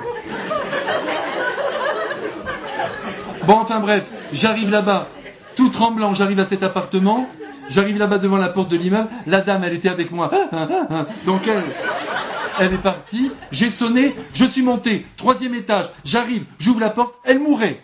Devant moi, j'ai écarté toute la famille, il y avait toute la famille qui était sur le lit. Poussez-vous. Ils se sont poussés, j'ai eu le temps de lui donner l'absolution, l'extrême onction, et elle est morte. Mais à 1 seconde près, parce que Jésus tient à ses sacrements. Donc il faut tout faire. Par exemple, vous voyez, quelqu'un hier encore m'a téléphoné, m'a dit, voilà, cette personne, elle est inconsciente à l'hôpital, à Sainte-Pétrière à Paris, qu'est-ce que je fais? J'ai dit, mais qu'importe maintenant, même prenez le prêtre de la Sainte-Pétrière, demandez-lui de passer et de lui donner cette absolution. C'est important tout ça. Il est évident que si c'est pas possible. Mais c'est beau de donner ces grands cadeaux pour le grand voyage. C'est ça la foi. C'est pas une question, vous voyez, de devoir, de forme de vie. Par exemple, en France, en ce moment, il se passe quelque chose sur le plan du catholicisme qui ne va pas. On dirait que ça ne correspond qu'à un milieu social. Ça devient de plus en plus comme ça. Des paroisses entières, même tenues, même habits. Et puis c'est pas toujours réussi, hein. Non mais attendez. Tout le monde est habillé pareil, les mêmes chaussettes, C'est pas ça le catholicisme.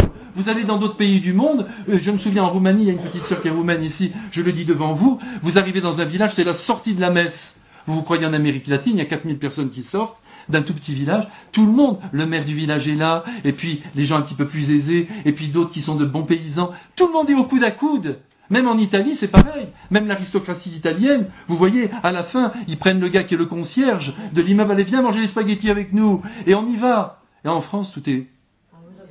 Non, mais ça va pas. Je ne comprends pas ce qui se passe, là. Il faut absolument qu'il y ait cette grande simplicité. C'est la vraie famille, on la reçoit dans la foi, pas dans un milieu social. Il faut vraiment se dire ça, vous voyez. Nous composons une nouvelle famille. Comment ça se fait qu'il n'y a pas toute la classe moyenne, les ouvriers, on les a pas? Comment ça se fait? Tous ces braves gens qui se donnent un mal fou, qui ont encore plus besoin d'autres parce qu'ils ont moins reçu. Il faut leur ouvrir nos bras à nous. C'est notre faute à nous. On devrait être beaucoup plus proches. Vous voyez, si on vit complètement enfermé dans notre clan, comment voulez-vous que Jésus évangélise? Il veut des médiateurs. Il faut donc que vous, comme transmetteurs de la foi, vous soyez très attentifs à la qualité des personnes, et non pas ce qu'ils vous donnent, ce qu'ils vous offrent, ce qu'ils sont, leur position sociale. Tout ça ne compte plus à la fin. Ce qui compte, c'est l'homme, cet être-là qui est sacré et qui a reçu le Saint-Baptême. Alors c'est pour ça que, je vous le dis, les miracles, les apparitions de la Sainte Vierge, il faut en parler ça aux adolescents. Mettez-leur le doute. Il y a une belle émission de télévision, il faudrait que vous soyez très forts. Moi, malheureusement, je suis pas trop là-dedans parce que j'ai pas le temps, mais dans les médias, il y a des DVD, il y a des tas de choses. Vous les visionnez, vous regardez, il y a des choses qui les surprennent. Ah bon, mais vous voyez qui les touchent. On peut pas faire sans l'image aujourd'hui.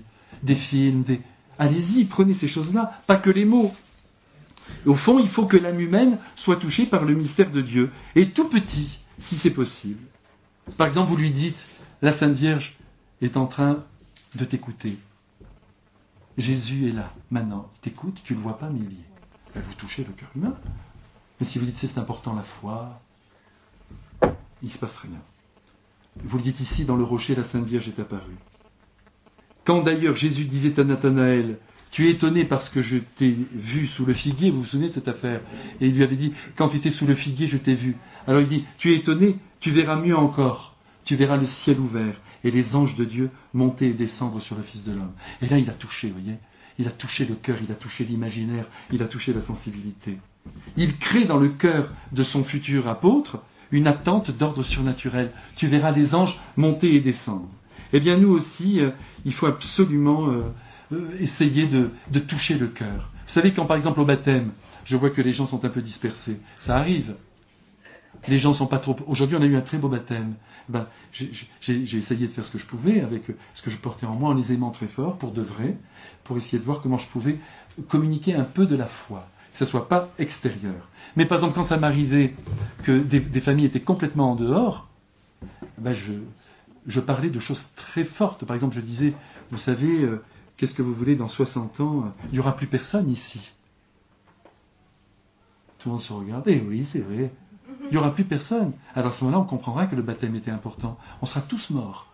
On sera tous près de Dieu. Et ce petit continuera son chemin. Ben, tout de suite. Vous voyez, mais on n'est pas dans le discours. Dans un discours, la foi c'est important, c'est bien de croire. Il faut toucher le cœur. Il faut montrer l'histoire humaine. Par exemple, maintenant, vous voyez, on peut très bien parler, mais attention avec tout ça. Mais il y a quand même toute cette question du retour du Christ. L'Église n'insiste pas beaucoup sur le retour du Christ. Et pourtant, il va revenir. On ne sait pas quand, mais il va revenir. Sur les nuées. Comment ça va se passer, on ne sait pas, mais ça vaut la peine, vous voyez, avec les enfants, toujours de leur dire, tu sais, il y a un immense mystère. Là, par exemple, vous voyez, la planète Terre, c'est à peu près sûr que c'est impossible que l'homme la détruise. Parce que c'est Dieu qui donnera le signal de la fin.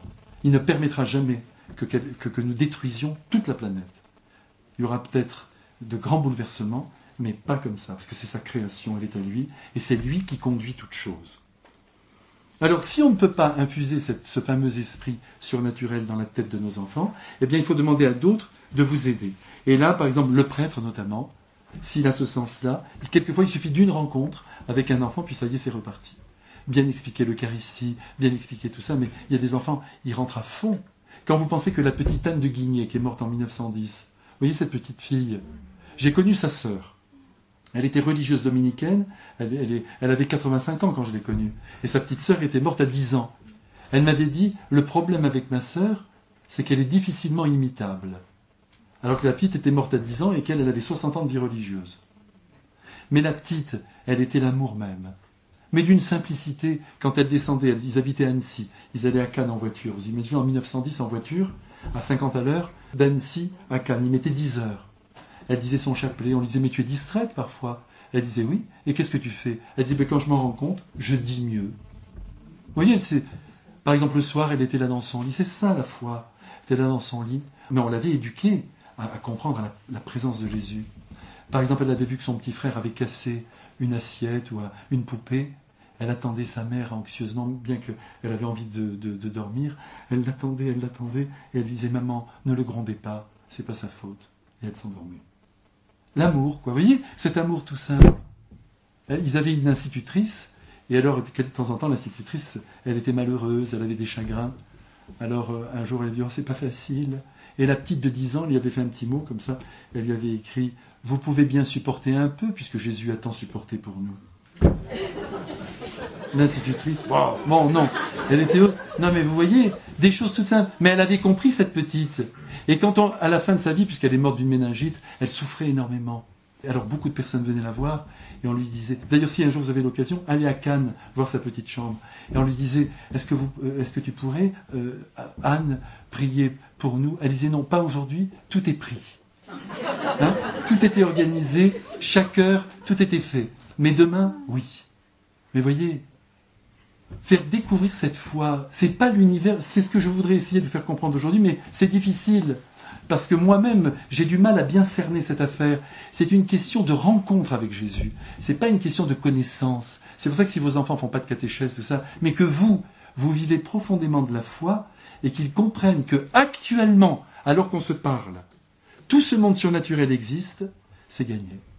Et à ce moment-là, même s'ils traversent des crises, ils savent que Dieu est là. Mais il faut le manifester par ce monde surnaturel. Vous les amenez dans la chambre de Marthe, il voit ce petit lit, elle a vécu là, oui, vous leur expliquez le mystère de la passion. Mais ça y est, ils sont transformés pour toujours. Et à la maison, vous voyez, quand vous faites la prière le soir, c'est bien la prière le soir en famille. Quelquefois, c'est trop compliqué, on dit alors, la prière personnelle. Vous voyez, ça c'est notre esprit rationnel. La prière personnelle, la prière en couple, la prière de famille. Mais c'est pas possible de tenir tout ça. Alors toute sa vie, on dit, pardonnez-moi mon père, parce qu'on n'a pas fait la prière en couple. Mais l'essentiel, c'est d'aimer Jésus, on fait ce qu'on peut. Mais la prière avec les enfants, c'est important. Mais pas trop formel. S'il faut absolument qu'ils se tiennent à genoux, tous, ne bouge pas. Et va jusqu'au bout, qu'est-ce que tu... Ça va pas. Vous prenez le petit sur les genoux, l'autre il est comme ça parce qu'il a 13 ans. Mais en même temps, attention, hein. Vous lui diriez, t'aimes pas Jésus, il dira, non. Il est comme ça, un peu comme ça. L'autre, elle fait comme elle peut. J'ai assisté toujours à une prière. Ils étaient tous comme ça, chacun dans son coin. Mais quand les intentions sont venues, ils ont dit, au début, viens Esprit Saint, viens dans nos cœurs. Et puis tout de suite après, Notre Père. Et à la fin du Notre Père, chacun a donné ses petites intentions. Il y a un tout petit, peut-être 4-5 ans, hein, il a dit, j'ai vu qu'il a beaucoup plu en Alsace, qu'il n'ait pas les pieds dans l'eau. Donc, c'est des prières, ça, extraordinaires. Celle qui était un petit peu plus grande, elle a dit, mais attention, des enfants, famille simple. La petite a dit, le pape ne part pas en vacances, on va prier pour lui. Très bien. Vous voyez, des choses de la vie. Et puis pour papa, pour maman, que le travail marche bien, parce qu'il se donne du mal. Vous savez, quand tous les soirs on prie comme ça, et puis, merci Jésus. C'est tout. À la fin, je vous salue Marie, et tout au lit. Et des baisers partout. C'est ça la vraie vie.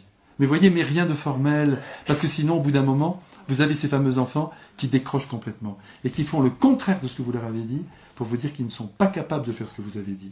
Par exemple, quand les parents ont de grandes idées pour les enfants, des grandes ambitions, tu dois y arriver, il n'y a pas de raison, mais il n'a pas la potentialité.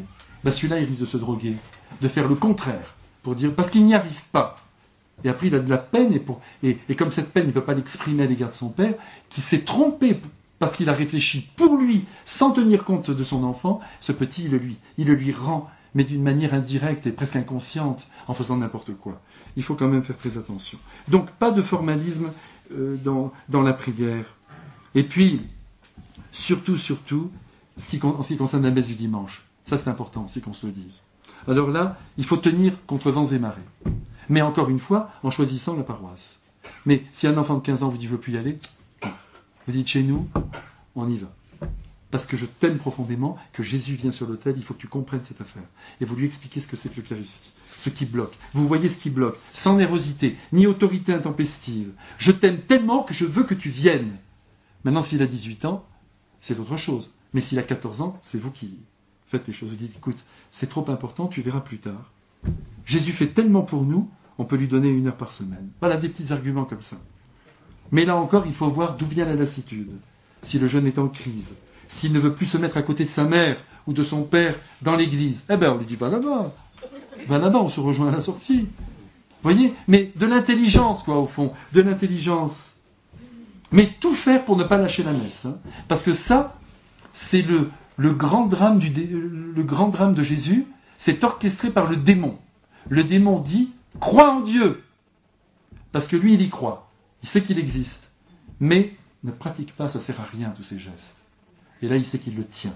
Parce que tous ces gens qui vous disent qu'ils ont la foi sans l'Église, elle mesure 2 mm. Et quand il y a des souffrances, ils voient que cette foi ne les aide pas. Et là, ils ont besoin de rappeler le prêtre ou une amie ou de prier. Qu'est-ce que je pourrais faire quand toutes les voies d'accès sur le plan humain sont fichues?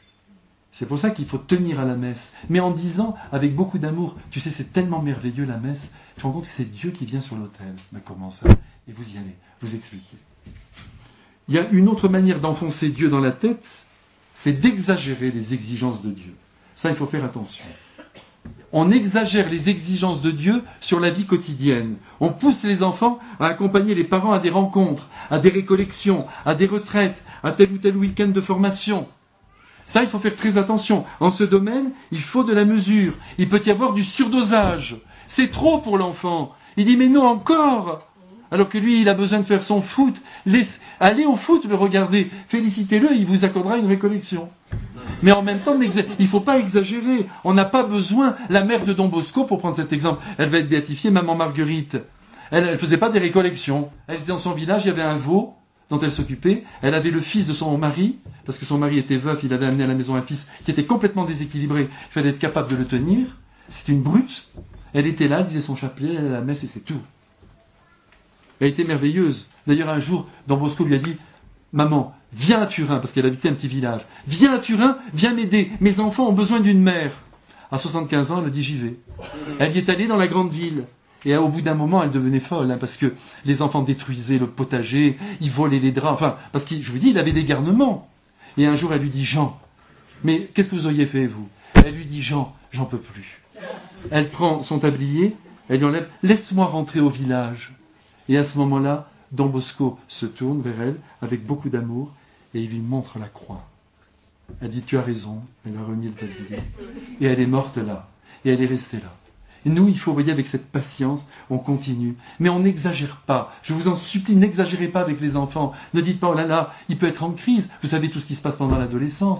Tout ce drame aussi du corps qui vient. Ils grandissent. Ne les culpabilisez pas. Essayez de les comprendre. Ne les mettez pas dans la culpabilité. Faites bien attention. Conduisez-les avec beaucoup d'intelligence. Comprenez ce qui se passe en eux.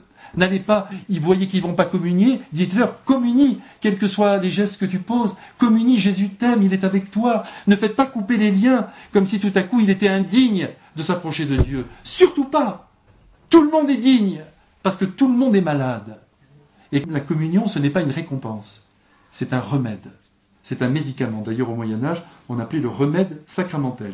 C'est pourquoi je bénis le pape François qui fait tout pour que tout le monde puisse communier. Parce que tout le monde a besoin de la puissance de Dieu dans son âme. Et que nos choix, c'est pas toujours facile. On ne choisit pas toujours complètement notre vie. C'est plus compliqué que ça. Donc, il faut vraiment, vous voyez, que les enfants ne régurgitent pas la foi. Parce que vous avez trop donné. Je sens que le Seigneur veut ceci. Il y a des parents aussi toute la... Non mais, je critique pas, hein. Mais toute la journée, le Seigneur m'a dit ceci, le Seigneur a dit qu'il voulait ça, le Seigneur m'a dit... C'est important pour le Seigneur. Un gars de 17 ans, une fille de 17 ans. Il faut faire attention de ne pas perdre les pédales. On regarde, on parle avec eux, on leur montre cette présence de Dieu, mais aussi cette liberté qu'il nous accorde. Il ne faut pas oublier non plus la parole de Jésus. Si quelqu'un te demande de faire 1 kilomètre avec toi, fais-en 2. À qui te demande ton manteau, donne aussi ta tunique. C'est dire qu'il faut, je le redis, entrer dans l'univers de l'enfant. Il vous dit, maman, regarde comme c'est beau. Mais oui, t'as raison. Tout d'un coup, il y a des parents trop stricts. Ils ne veulent pas que les enfants se maquillent. Moi, j'avoue que je ne suis pas très attiré par le maquillage des enfants. Un peu de rouge, ou de bleu maintenant, je crois, sur les doigts. Bon, d'accord, alors c'est non. À 14 ans, c'est non, parce que chez nous, c'est non. À 15 ans, c'est non. Mais la gosse, on ne sait pas pourquoi, dans cette famille où personne ne s'est maquillé, elle veut.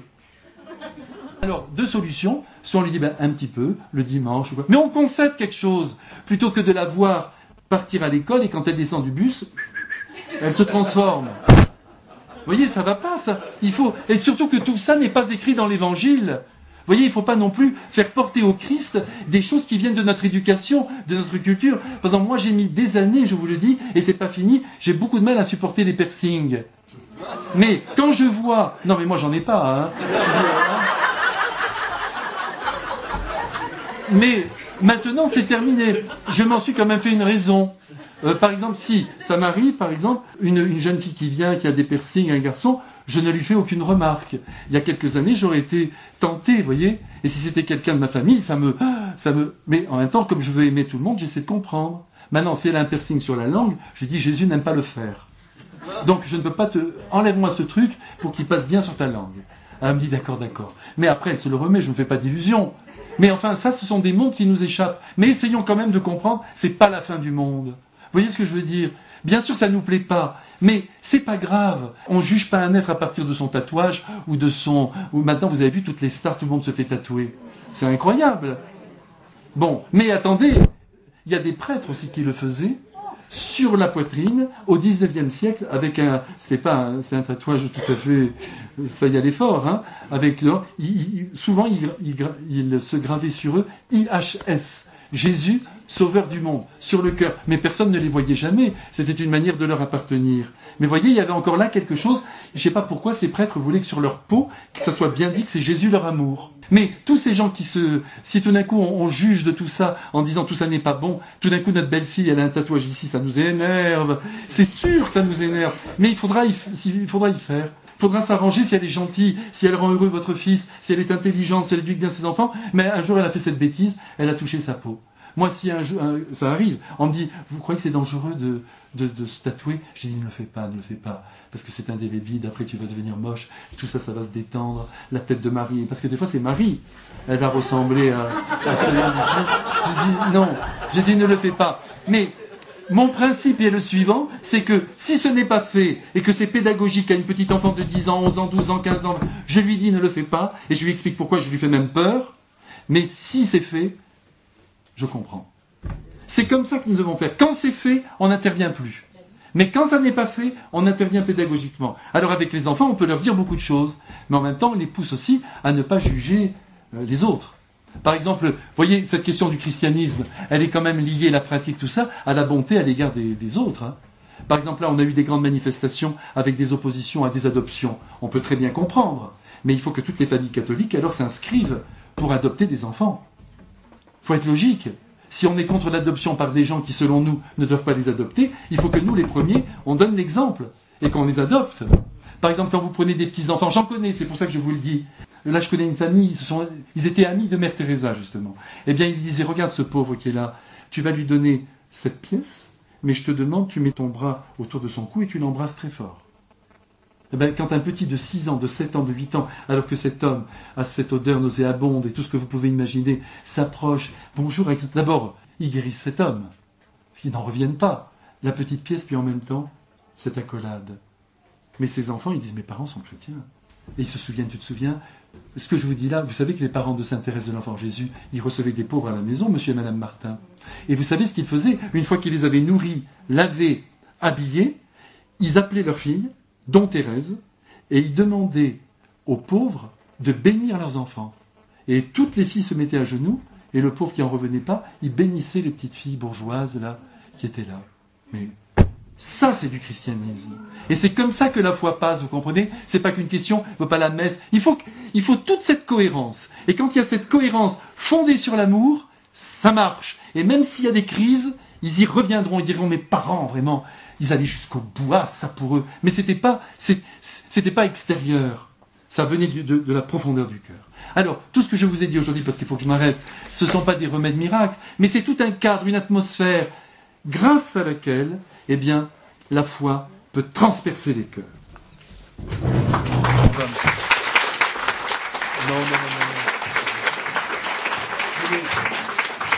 On va remercier la Sainte Vierge maintenant, qui est là, au milieu de nous. Hein.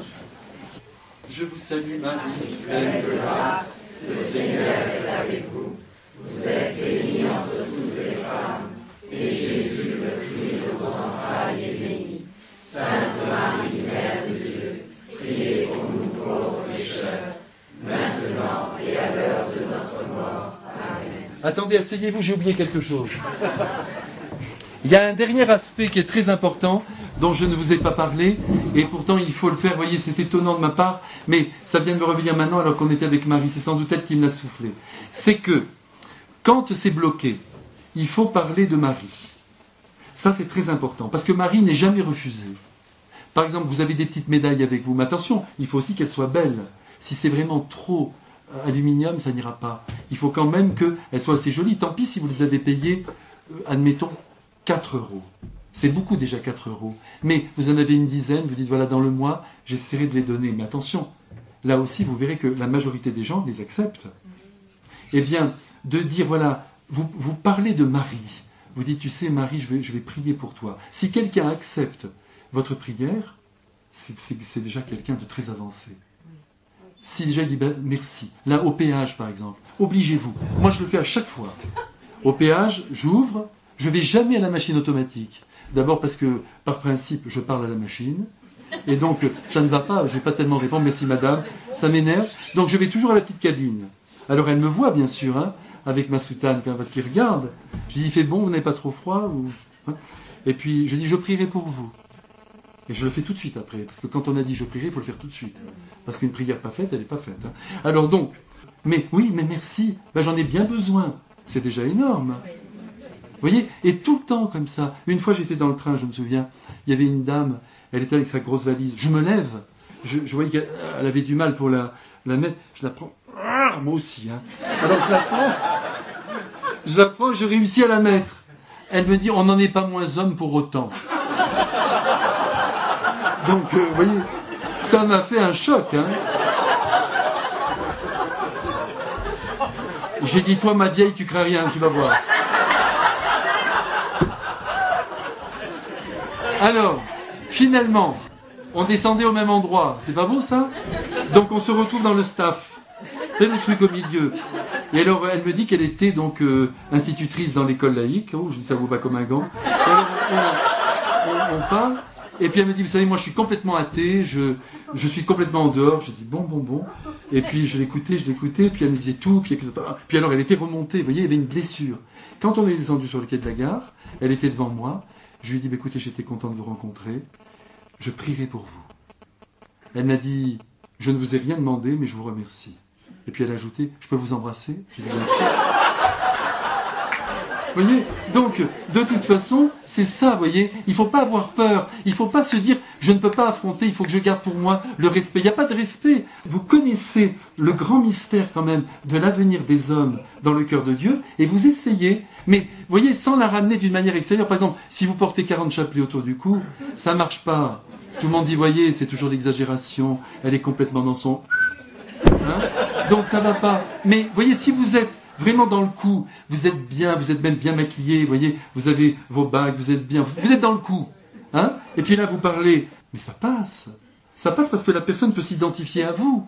Donc, il faut parler de Marie, il faut commencer par Marie. Vous pouvez dire, vous savez, j'ai été bouleversé par cette apparition. Ah bon, mais racontez-moi. Oui, il y a eu une apparition, par exemple en Égypte, il y a quelque temps de ça. Vous les déstabilisez un peu, vous les ramenez pas sur le sujet de la foi. Et quand Marie est acceptée, Jésus suit. Si la personne accepte la médaille, vous pouvez être sûr que dans les années qui vont venir, Jésus viendra par Marie dans ce cœur. Et donc, on peut dire que si l'évangélisation piétine aujourd'hui, c'est parce que Marie n'est peut-être pas suffisamment annoncée. On parle tout de suite de Jésus. Non, il faut parler de Marie. Et c'est la mère universelle. En principe, elle est reçue. Un jour, le père Kolb, je me souviens, il arrive à la rue du Bac à Paris, parce que ce n'était pas tous les jours qu'il pouvait y aller, et il demande au chauffeur de taxi, combien je vous dois? Et il lui dit, vous nous devez tant. Je ne sais plus comment ça faisait, 30 francs. Mais c'était marqué 28 sur le... Il a dit non, 28. Parce qu'il était très pauvre, le père Kolb. Non, 30. 28. Alors, non, 28. Il y tenait, le père Kolb. Donc, il lui a donné 28, et puis en plus, il lui a donné une médaille. Je vous donne aussi cette petite médaille. À ce moment-là, le chauffeur est sorti, il a jeté la médaille par terre, il a piétiné. Alors là, il a été profondément blessé. Alors la réaction du père Kolb, il est rentré à la rue du Bac, tout de suite il a pris une sœur qui était là, puis il s'est expliqué comment, il parlait plusieurs langues, hein, le père Kolb. Il a demandé, mais regardez ce que j'ai fait, et la sœur lui a dit, mais mon père, en effet c'était 30, parce que vous aviez votre bagage, et donc c'est pas compté. J'ai porté atteinte à la vie d'un homme, il a pleuré comme un enfant, il a essayé de réparer par cette... Mais voyez, il n'a pas dit, bah tant pis. Mais là, il y a eu un refus. Mais en principe, il n'y a pas de refus. C'est très très très rare. Et si quelqu'un accepte quelque chose de matériel, eh bien c'est important. Parce que quand vous êtes parti, il a cette médaille en main. C'est une invention mariale formidable. Il lui reste quelque chose. Sinon, il n'y a que des idées. À moins qu'il ait le bonheur de vous revoir. Même avec des gens avec qui vous avez collaboré quelquefois, vous voyez, pour une affaire, à la fin, vous pouvez dire, écoutez, on va se quitter, quelle que soit votre foi, ça me fait plaisir, je vais vous offrir ça. Un livre, par exemple, avec une belle médaille. Eh bien, je vous assure, je suis touché. Ils n'achèteront pas. Sauf des cas de gens remontés, comme celui dont je viens de vous parler. Mais sinon, alors, et Marie, faisant irruption dans le cœur humain, produit le Christ. C'est ça qu'il faut comprendre. Marie engendre le Christ là où elle est. Dès qu'elle est accueillie, elle intervient. Donc, dites-vous aussi que là, vous avez une voie d'accès magnifique. Parlez de Marie, montrez Marie, vous ne serez pas rejeté, et par là, le Christ fera son lit. Voilà, cette fois-ci, j'arrête. Voilà. Alors, à bientôt.